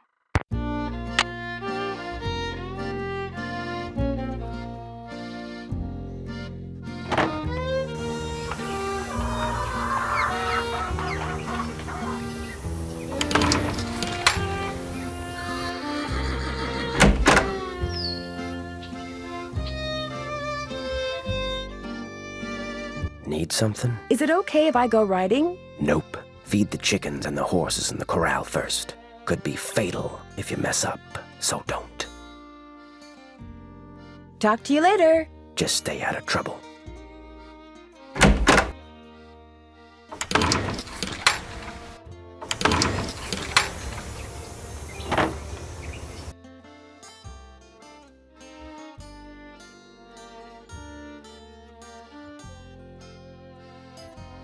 Phoenix and surrounding areas will be hot and dry today, with temperatures expected to reach the mid-90s by 5 this afternoon. After that, temperatures will begin to drop, with a nighttime low in the mid-60s. Most areas to the south and west of Phoenix can expect more heat for the next several days, while areas to the north and east should also expect rapidly developing thunderstorms. So if you're going to be hiking, biking, camping, or horseback riding, be aware that sudden downpours and flash floods are always a possibility at this time of year, and don't go into the wilderness areas unprepared. We've got several livestock auctions in the area tonight and tomorrow. Small animals, including goats, rabbits, and chickens, will be auctioned off at Barney Hall in Apache Junction, with doors opening at 6 and bidding beginning at 7. Barney Hall is located at 1339 South North Street. Also tonight, there's a horse auction at Lobenthal Farms, located on Route 5 in Gilbert. Doors will open at 5 for stall inspection of sale animals. Bidding starts promptly at 7. At 10 a.m. tomorrow, that's 10 in the morning, folks, there'll be video cattle auction over in the Gemstone Room at the Blue Dog Hotel in Rittenhouse featuring Charolais and Angus breeding stock. Hear that? That's the sound of happy cattle, healthy cattle, cattle whose diet includes Big Pink mineral supplement, chelated for easy absorption. Big Pink is the perfect blend of calcium, phosphorus, magnesium, sodium, chlorine, potassium, sulfur, cobalt, copper, fluoride, iodine, iron, manganese, selenium, and zinc. Minerals no bovine should be without. So for big results, stock up on Big Pink now.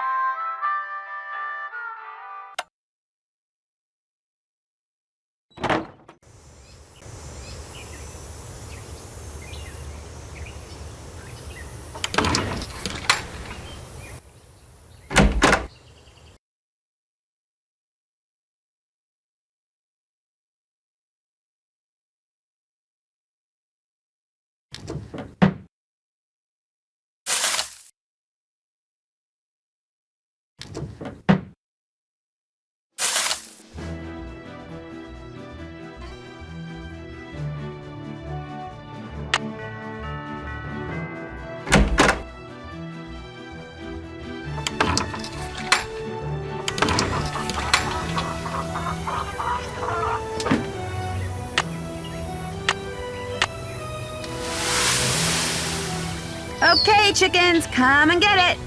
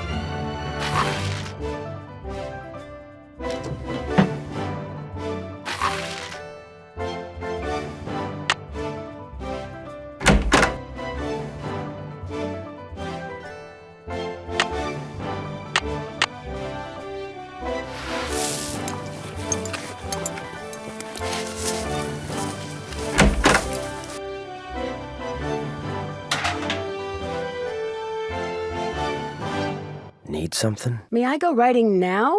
Old Bob's all yours. I set up some barrels and a sawhorse so you can do some barrel racing and practice roping. Whenever you're out there, I'll watch you and time you. If you get good enough, like, say, you get your time below 10 seconds, and if you can lasso the sawhorse, like, say, 4 times out of 5, I'll give you your very own lariat. You can practice as much as you want, whenever you want. Just don't go walking off with my rope, 'cause I'll be watching.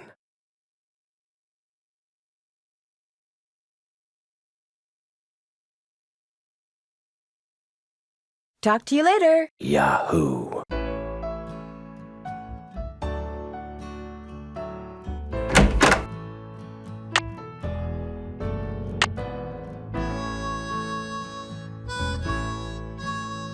That's done. Check. I'm finished with that. Check. That's done.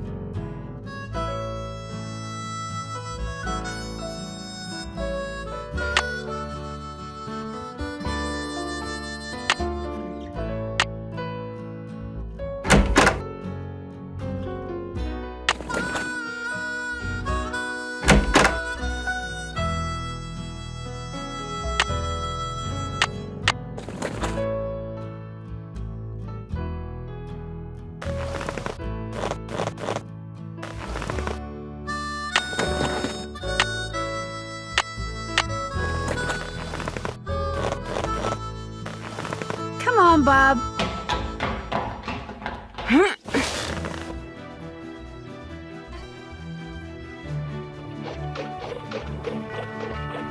Gotcha. Gotcha. Yes. Gotcha. Congratulations. Yeehaw!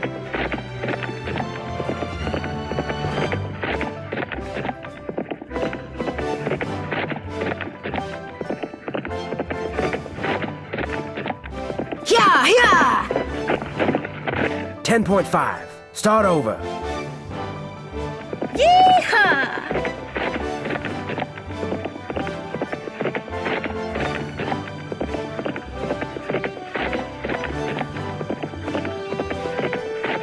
Yeah, yeah. 9.5. How about that? You did it. All right. Now I can get my own lariat. I did the barrel race in under 10 seconds and roped the sawhorse 4 out of 5 times. Do I get a lariat? Yep, here you go. I'm kinda surprised at you. Why? Figured you'd be good for some laughs out there. You weren't. But there's still hope. This little vacation of yours ain't over with yet. May I go riding again? Yep, Talk to you later. if you last that long.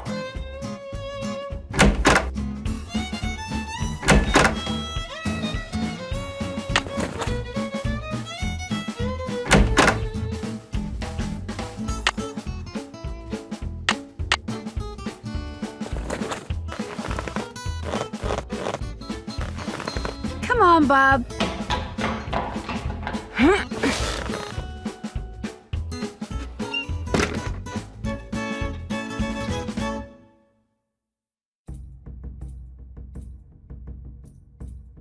That looks like Mary Yazzie.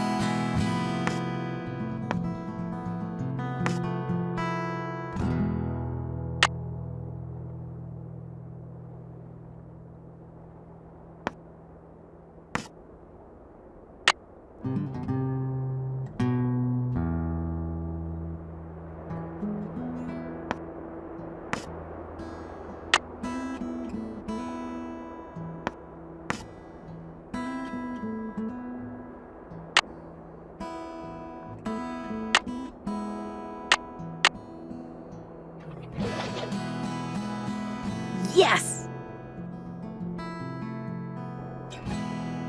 I can't get my map out now. I'll just remember the petroglyphs I see and check my map later.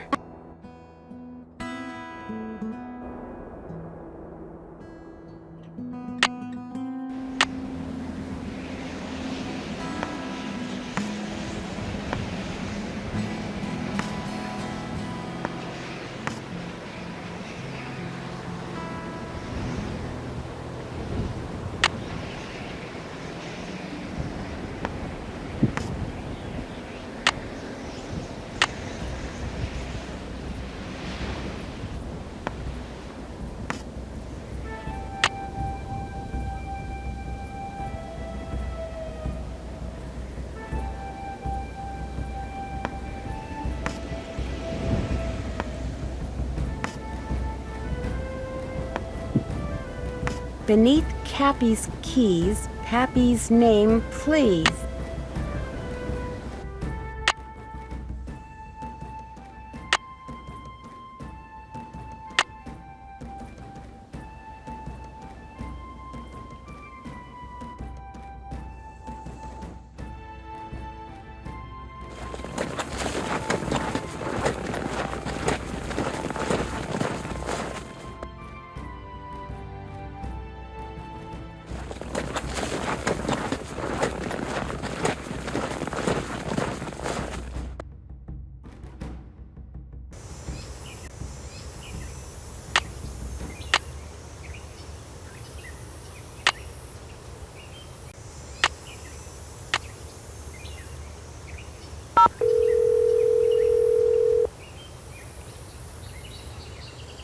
Charlene Purcell's office. Hi, this is Nancy Drew. Say no more. Hello, Nancy. What's the latest? I came across a reference to someone whom Dirk referred to as Pappy. Probably his father, Kashmir Valentine. He was a blacksmith over in Prescott. Would Francis have known who he was? Oh, yes. Dirk worshipped his father. Which is ironic, because by the time Dirk was arrested, his father had pretty much disowned him out of shame. Talk to you soon. That would be great.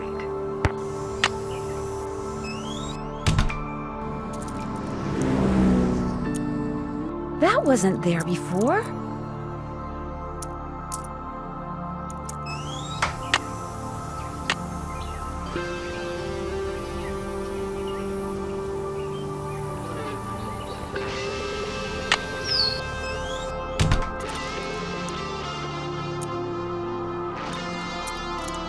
Hi, can I help you with something? That's a pretty big hunk of petrified wood over there. Where'd you get it?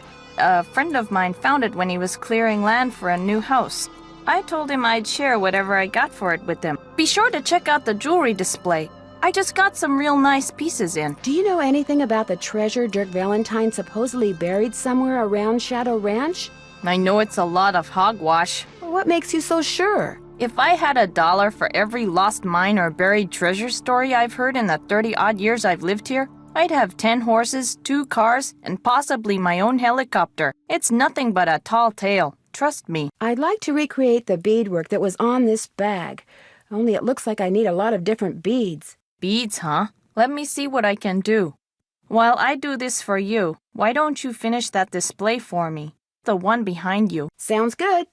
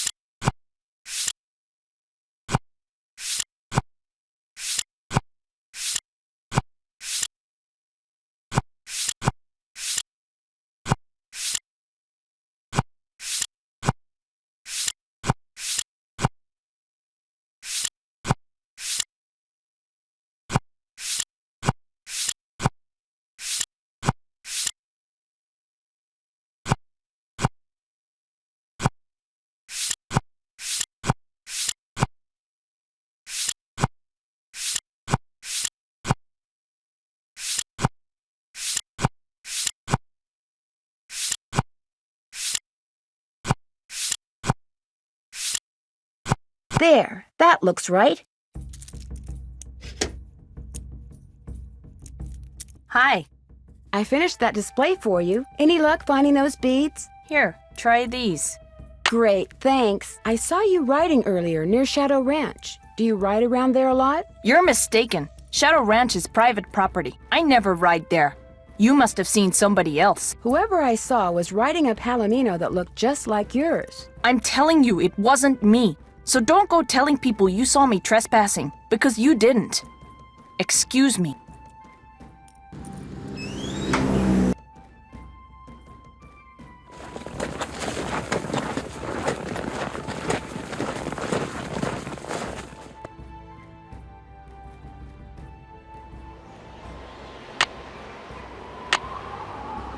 I haven't done that yet. Can't check that off yet. That's done. That's done.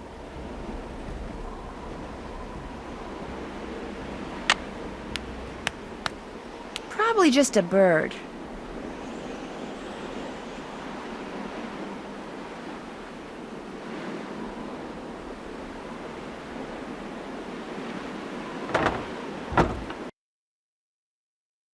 Yikes! The walls in there look like they could fall down any second.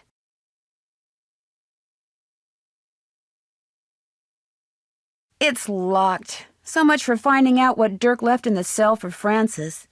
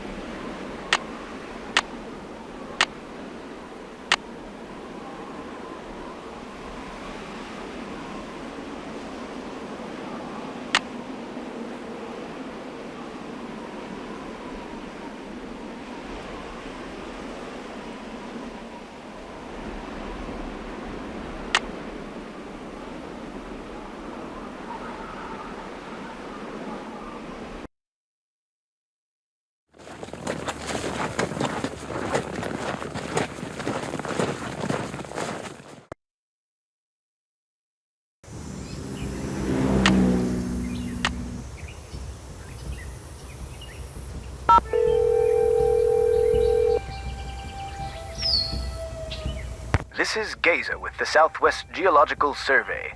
I have stepped away from my desk. Due to budget constraints, I am unable to return your call, so please call back.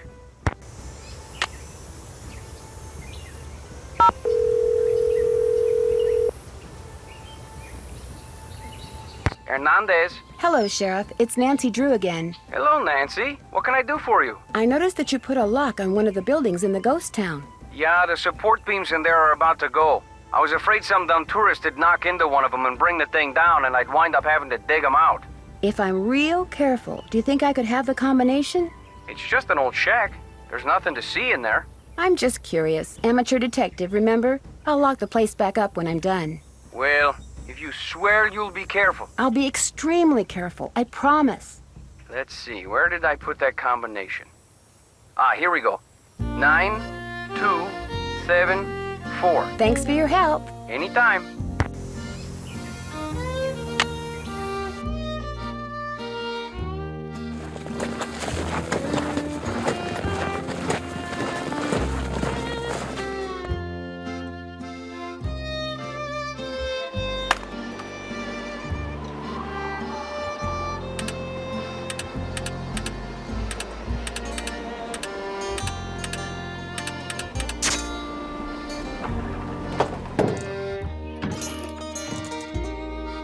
An electrician's manual. Wonder what that's doing here. even the crumbs are crisp. Interesting.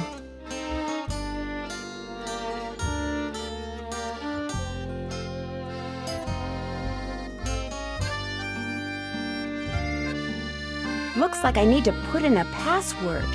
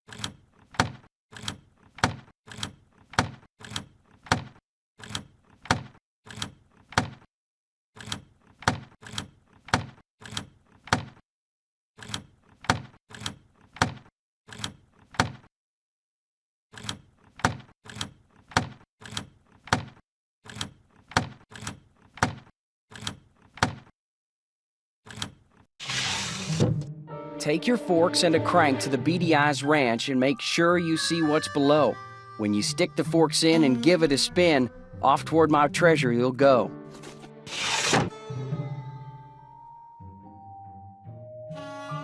Looks like someone's been hanging out in here.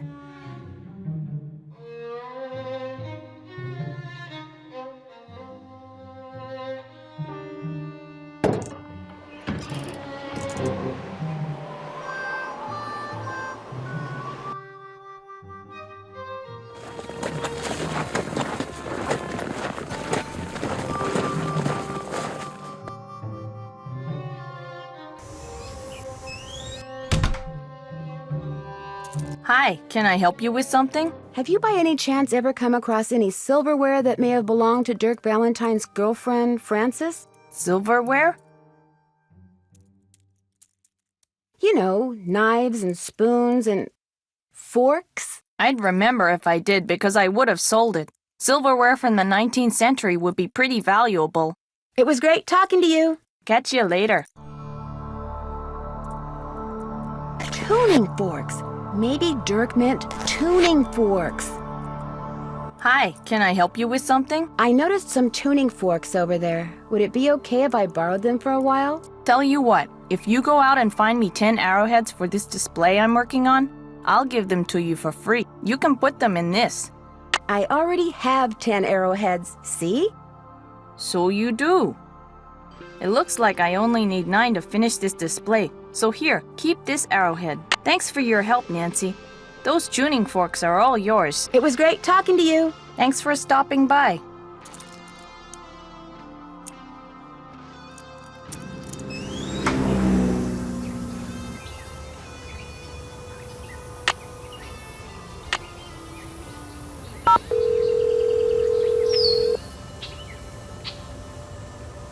Charlene Purcell's office. Hi, this is Nancy Drew. Say no more. Hello, Nancy. What's the latest? Would you happen to know the brand name of crackers back in the 1880s whose slogan was "Even the crumbs are crisp"? Not offhand, but I certainly can find out. Details like that are why so many of my books have won awards for historical accuracy. Have you read any of my books? No. But Aunt Bet has. She's a big fan. I realize that my novels aren't everyone's cup of tea. But it wouldn't hurt to at least give them a try, would it? No. In fact, I'll pick one up first chance I get. And I'll send you the name of those crackers first chance I get. Talk to you soon. That would be great.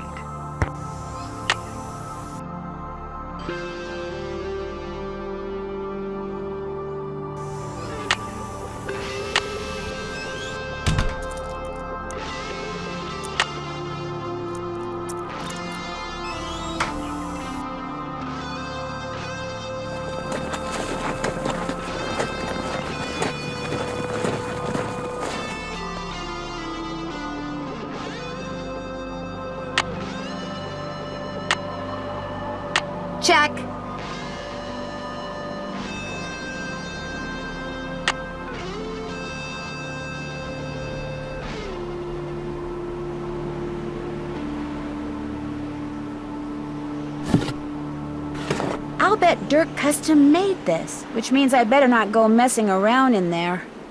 I saw a design just like that in Cappy's.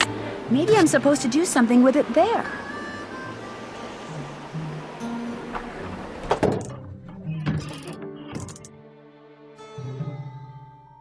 This outline reminds me of something.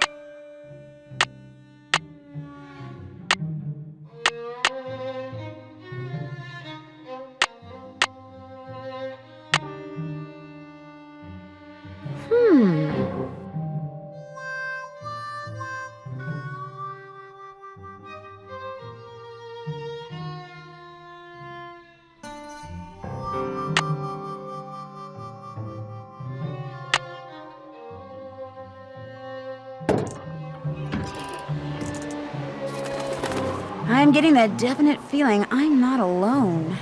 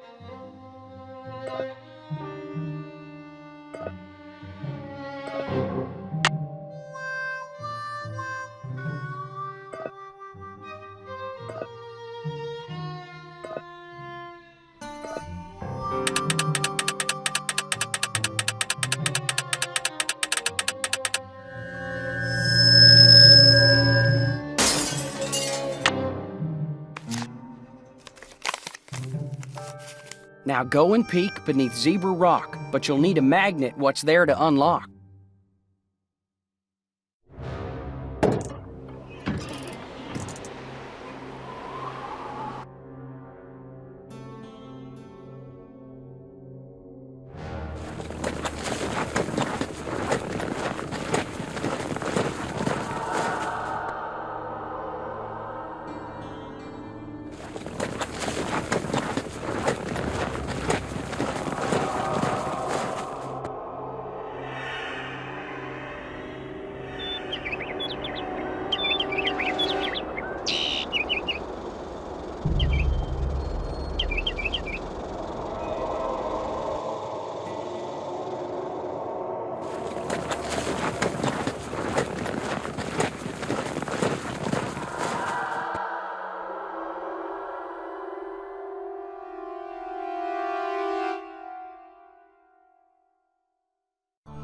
That looks like Mary Yazzie and Tex?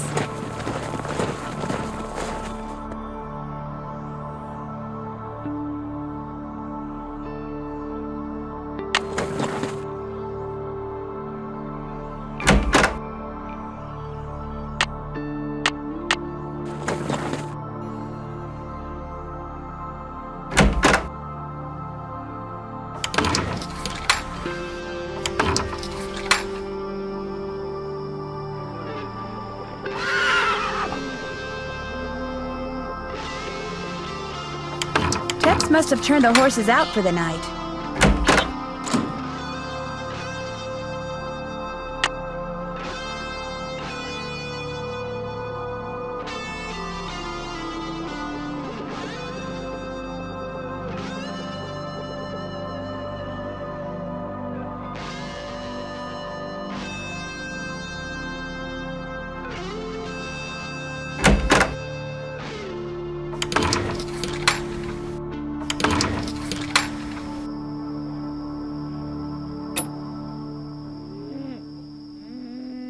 That doesn't go there. This goes here. That looks right. That looks right.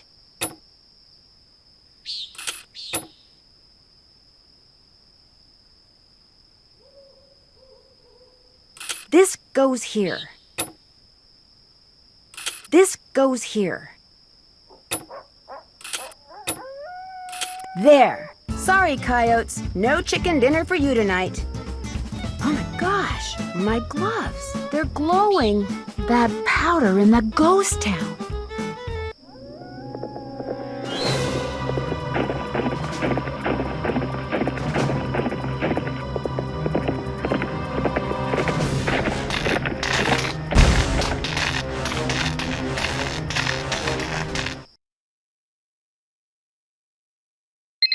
You saw the phantom horse again? Was anything sabotaged? The power lines going to the ranch house were either cut or were otherwise disconnected from the house. You mean you don't have electricity? We have a generator. It's pretty noisy, but it sure beats the alternative. But listen to this. When I was exploring the ghost town, I got this powdery stuff all over my gloves. And last night, when it was dark, my gloves were glowing. Glowing? Like the horse? Exactly like the horse. Maybe it glows because someone rubbed some kind of phosphorescent powder all over it. And if you found that stuff in the ghost town, that must be where he or she has been hanging out. Which is why I think I'll go back out there first chance I get. And another thing, Dave was suspiciously absent during all the excitement last night. You better be careful, Nancy. If he and whoever's out at the ghost town are working together, they may decide you're a threat. I'll be okay. I'm more worried about you guys. Well, the fog has finally lifted, and they say we will definitely get out of here today. What they won't say is when. That's it for now. Oh, and thanks for sending me that bead pattern. Thanks for giving us something to do. Bye!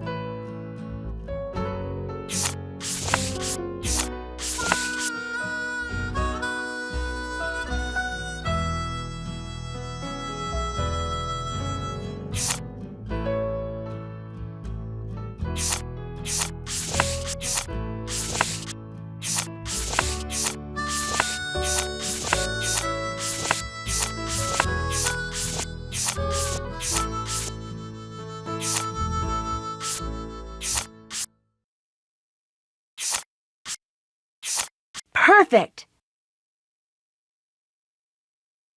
That flower looks kind of like a poppy. I'm finished with that. Check. Check. I'm finished with that. That's done. I haven't done that yet. I'm finished with that. I'm finished with that. I'm finished with that. That's done. Check. Check. Check. I haven't done. That's done.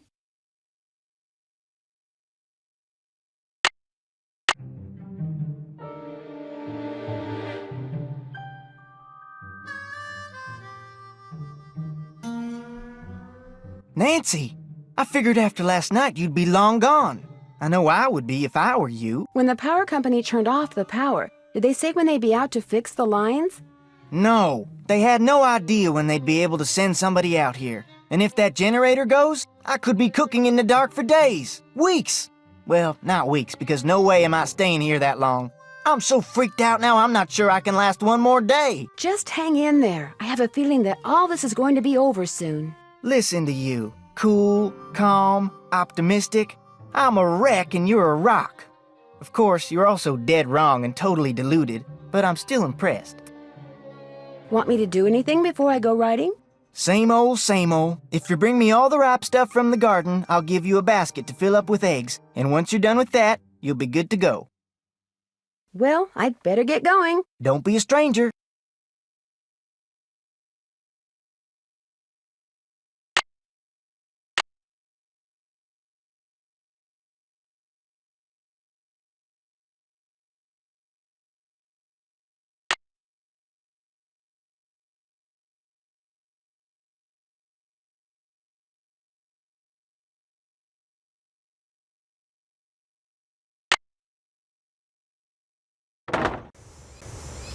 That horseshoe wasn't there before. Maybe the ghost horse threw it while it was running away last night.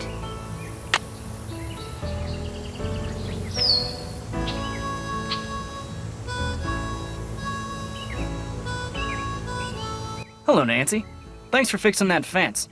What can I do for you? I'm pretty sure I saw Mary Yazzie riding on the Raleigh's property. Have you ever seen her riding around here? Can't say as I have, but then most of my duties require me to stay close to home. Tex, he's the one you ought to ask. I'll let you get back to work. Take care.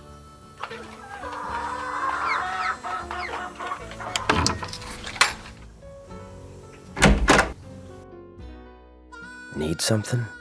I found a horseshoe outside that wasn't there yesterday. I was thinking that maybe the phantom horse threw it. It's got a rock wedged in it. So it does. Looks like the kind of rock you'd find out by the ghost town. I've been to the ghost town, but I didn't see any horse. I'm just telling you what I know.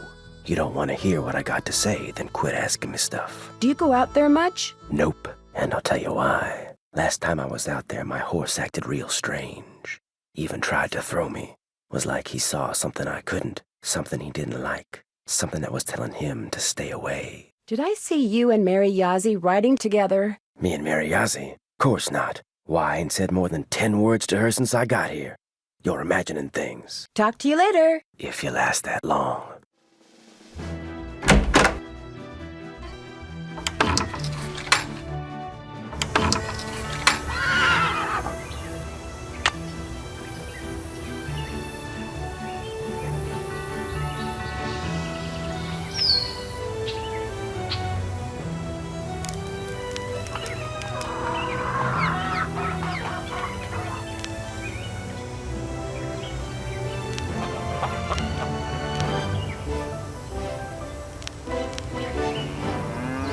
It's so hot, I should get these vegetables into Pick Shorty those right vegetables away. for me yet? You betcha.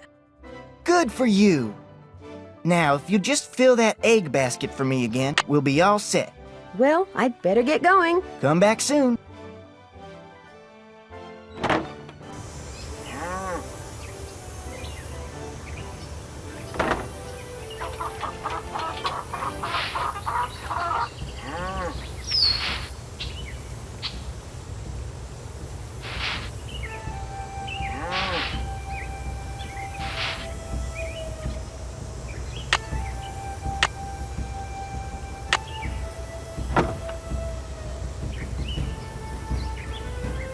Hello, Nancy.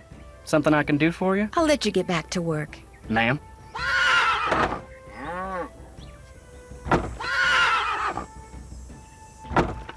You can find more eggs than that. You bet I can.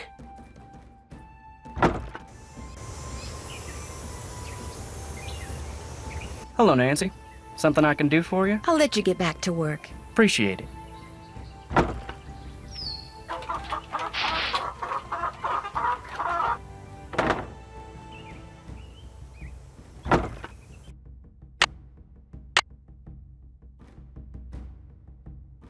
I'm finished with that. Can't check that off till it's Got those eggs for me? right here. Good for you. Anything I can do for you now? Could I get a canteen of water from you? You betcha. You're good to go. Well, I'd better get going. Drop by anytime.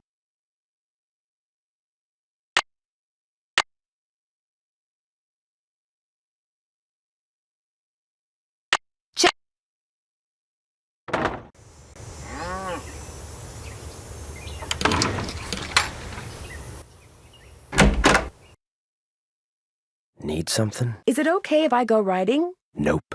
I took a bridle apart, oiled the pieces, and left them in that can on the shelf. You can't ride till you get the bridle put back together right. I put the bit next to the can. Talk to you later. If you last that long. Okay, there's the headstall. Now, let's see. This goes here.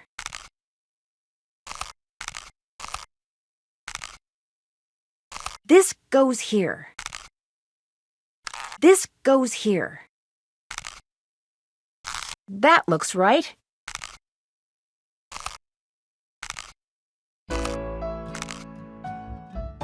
That looks right.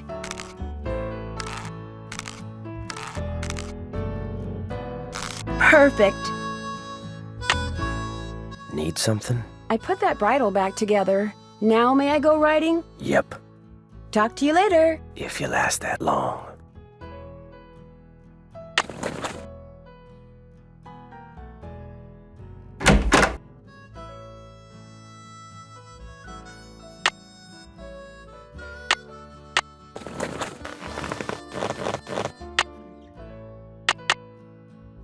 That's done. I'm finished with that. Can't check that off till it's done. Come on, Bob.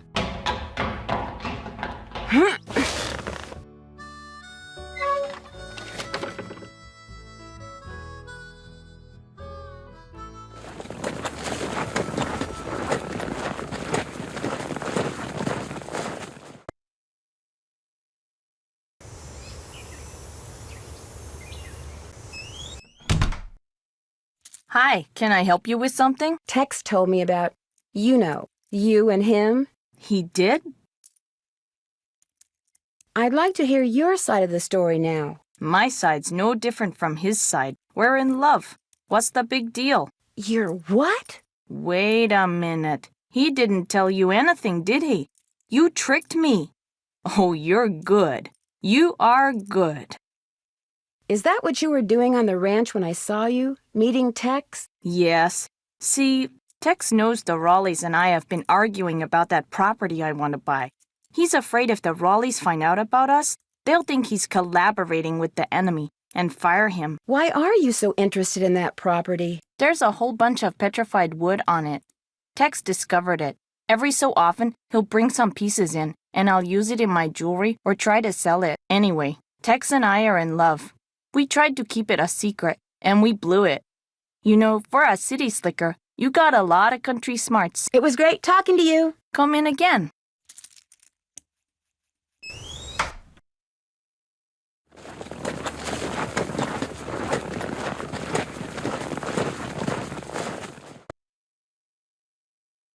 Good boy.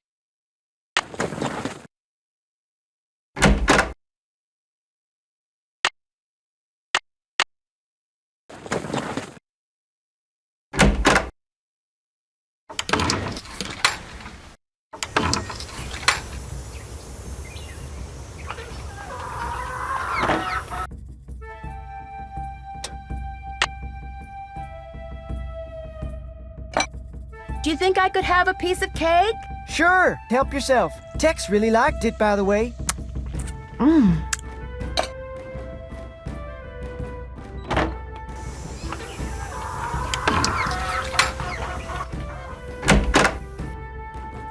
Need something? May I go riding again? Old Bob's all yours. Talk to you later. Yahoo!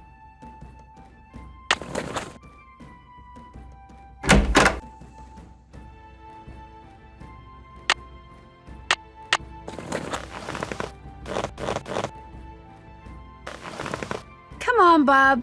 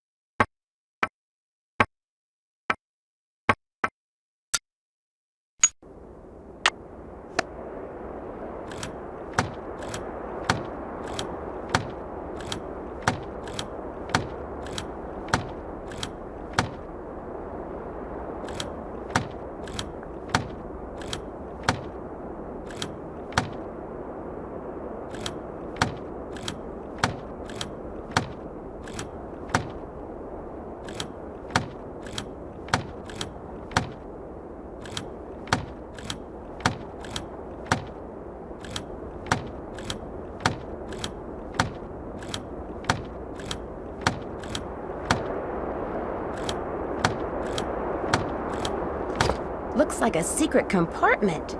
If you hope this task to ever complete, you must wind her up so she'll move her feet.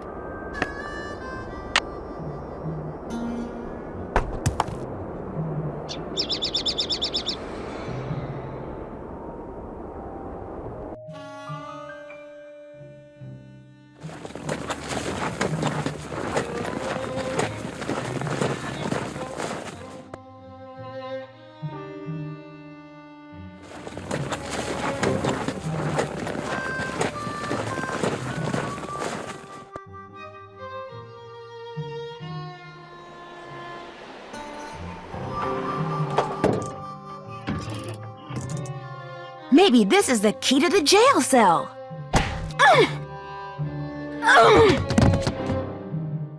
I'm in the jail cell.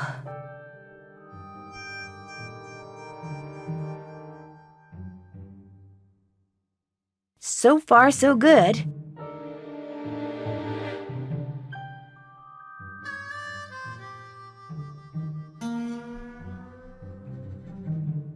I'm getting there.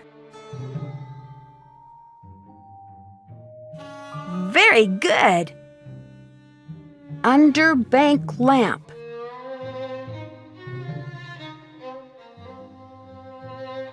These old bricks must be good for something. I'll bet that's the key.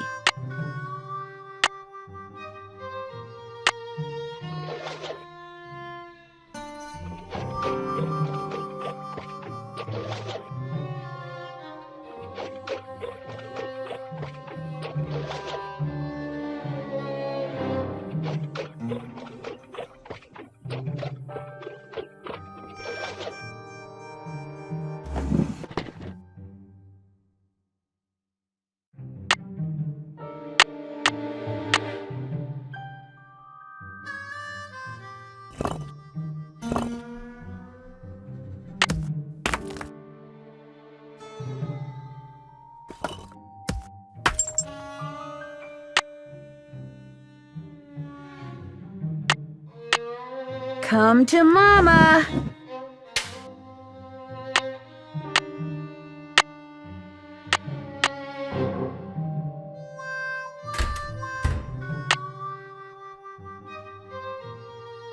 Whoever clobbered me must have dropped this. To hide a message, take the last two letters of a word, reverse them, and then add them to the start of the word. Use these pictures in place of the word. Anyone talks about this, they get a load of buckshot. Dirk.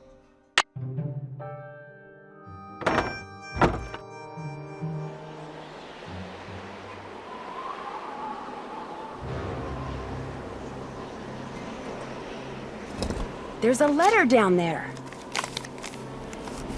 Did you know you can play some games more than one way? You can, and I'll tell you how. Use the ring that's the twin of Ellie's, your cousin, in Cappy's fun machine now.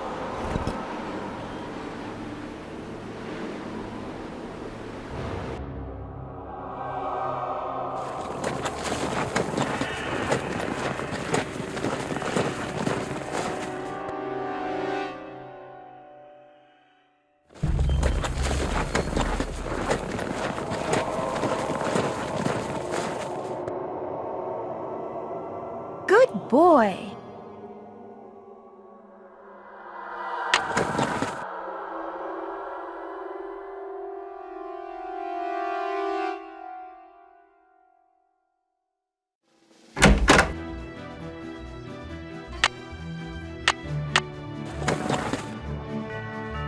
Need something? Talk to you later. No hurry.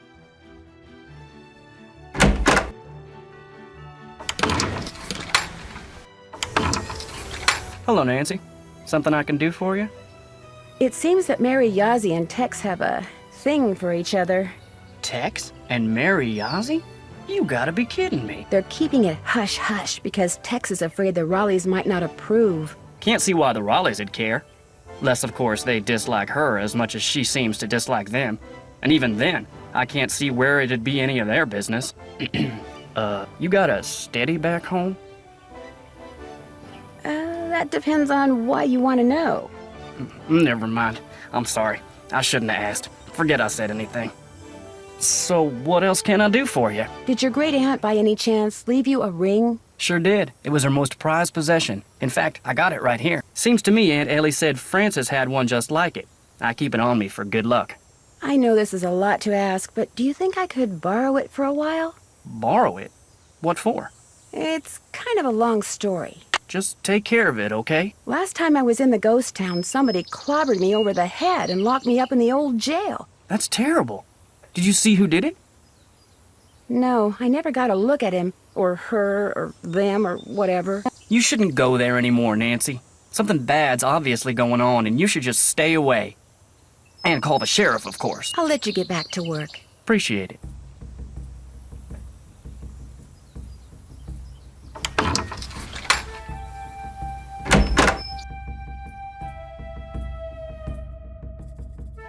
Need something? May I go riding again? Old Bob's all yours. Talk to you later. No hurry.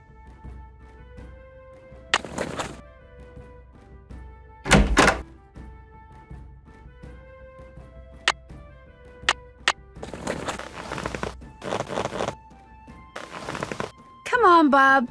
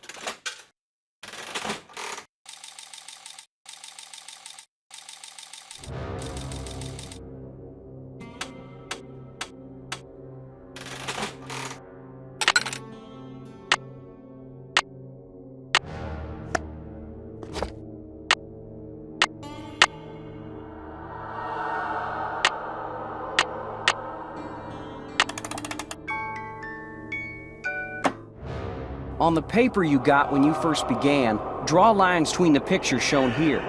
If you draw them in order, you'll find something you need behind the picture that you make appear.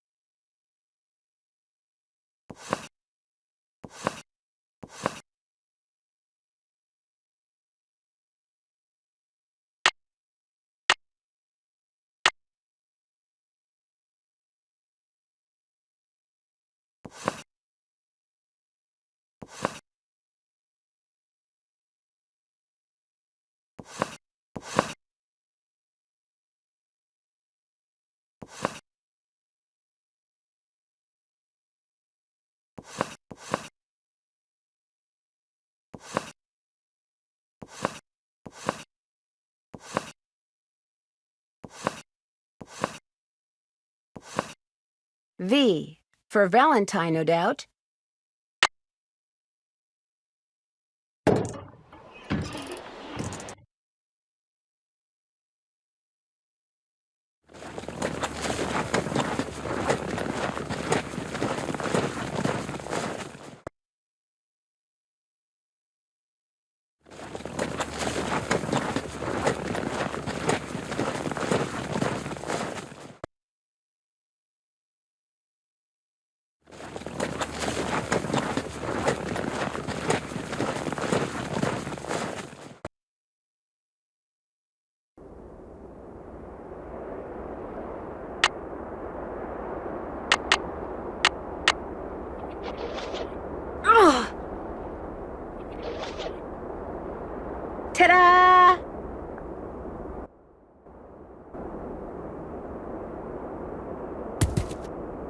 At Charlie's grave, hold this up, look around, and you'll see the trail to a gift to you from me.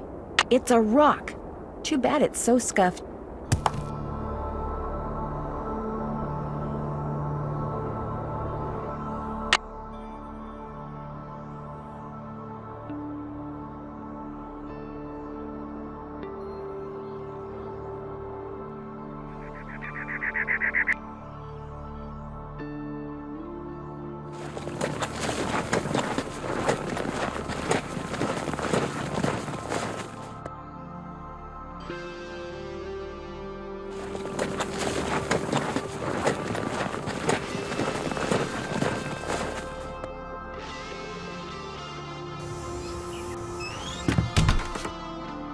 Hi, can I help you with something? I found this piece of rock in the desert. I'd really like to get the scuff marks off of it. Looks like it's been polished before.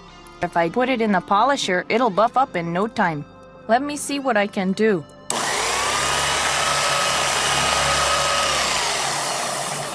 It's a picture agate. Great, thanks, Mary. It was great talking to you. Come in again. Hello? We're booked on a flight to Phoenix. All right. The bad news is, the flight's been delayed. Oh no, why? The plane that's supposed to fly us out of here is sitting on the tarmac in New Jersey waiting to take off. It's like 93rd in line or something. So what are you doing, Nance? Have you figured out who's behind the sabotage yet? Not yet, but I think I am getting close to finding Dirk Valentine's treasure. All I have to do is go where the picture on this agate takes me and I'll be all set. The picture on this what? It's a long story. I'm tempted to ask you to wait until George and I get there, but I know that'd be like asking an Olympic speed skater to slow down. Just be prepared to tell us all about it. All right, I'll see you guys later. Have fun. Wish you were here. Kidding.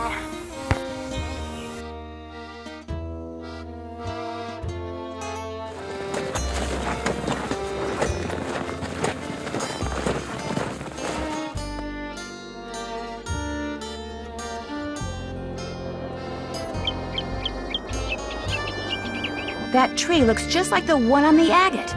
I think I'll grab Bob and head out in that direction.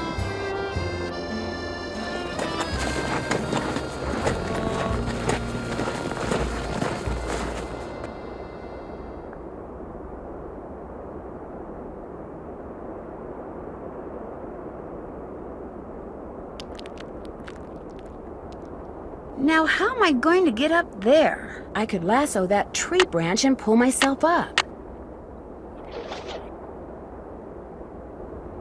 Yes!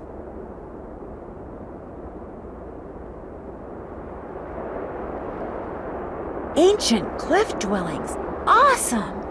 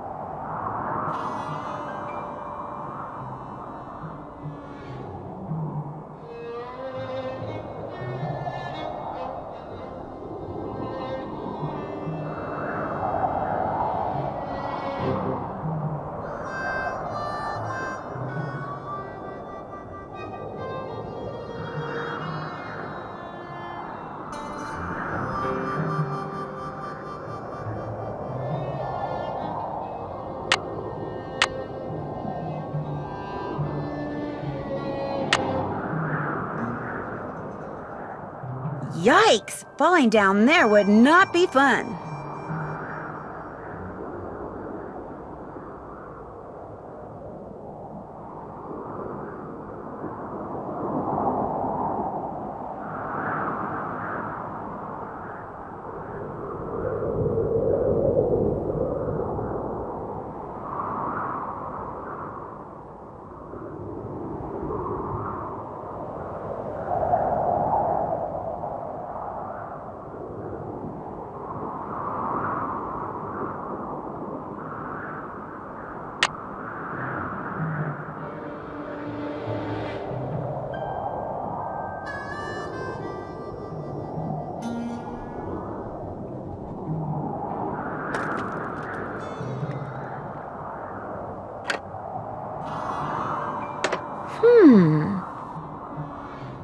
That doesn't go there. That looks right. This goes here. This goes here. This goes here. This goes here.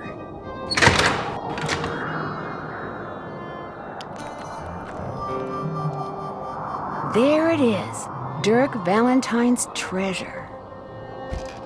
Solid gold hearts.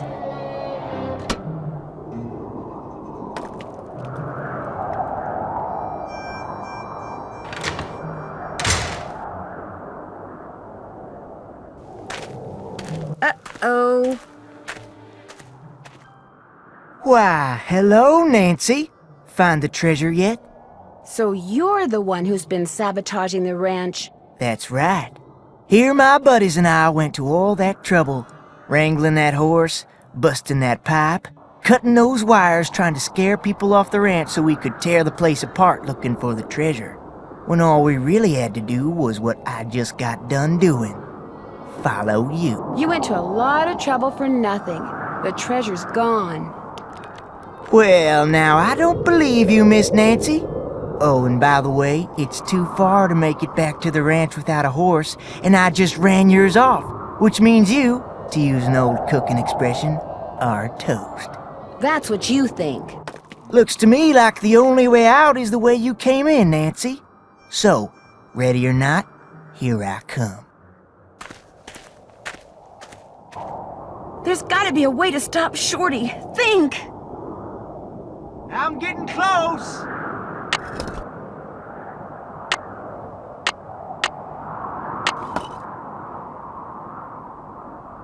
Just went through another door, Nancy!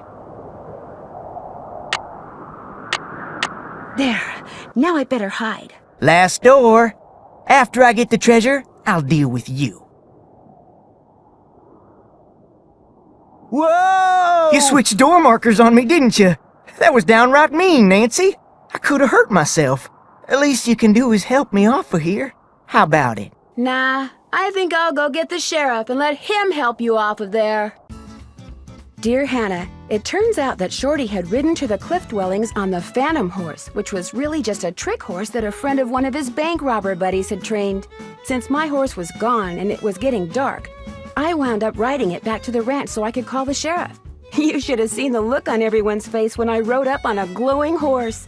It looks like the phosphorescent powder that they used to make it glow was harmless, but Tex is taking care of the horse until he's sure it's okay. Mary Yazzie has straightened everything out with the Raleighs, and now she comes over a lot, mostly to see Tex.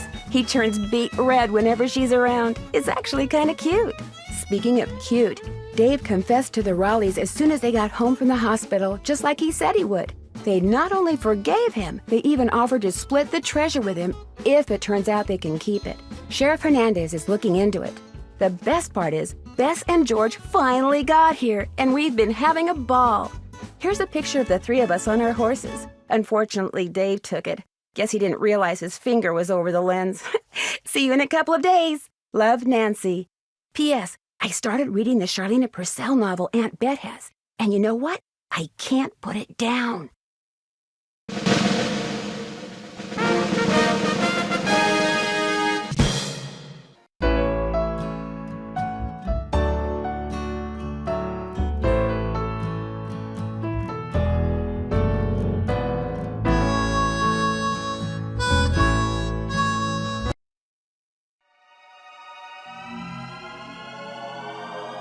If dreams can come true, what about curses? Well, in my next mystery adventure, you can find out for yourself, if you dare. I've been invited to a creepy old castle in England to find out who or what is terrorizing its residents. Could it be that the spirit of a centuries-old witch has returned to seek revenge? And why, after 300 years, has the beast of Blackmoor returned to prowl the moors again? The answers to these and many other dark secrets will be uncovered in my next case, The Curse of Blackmoor Manor.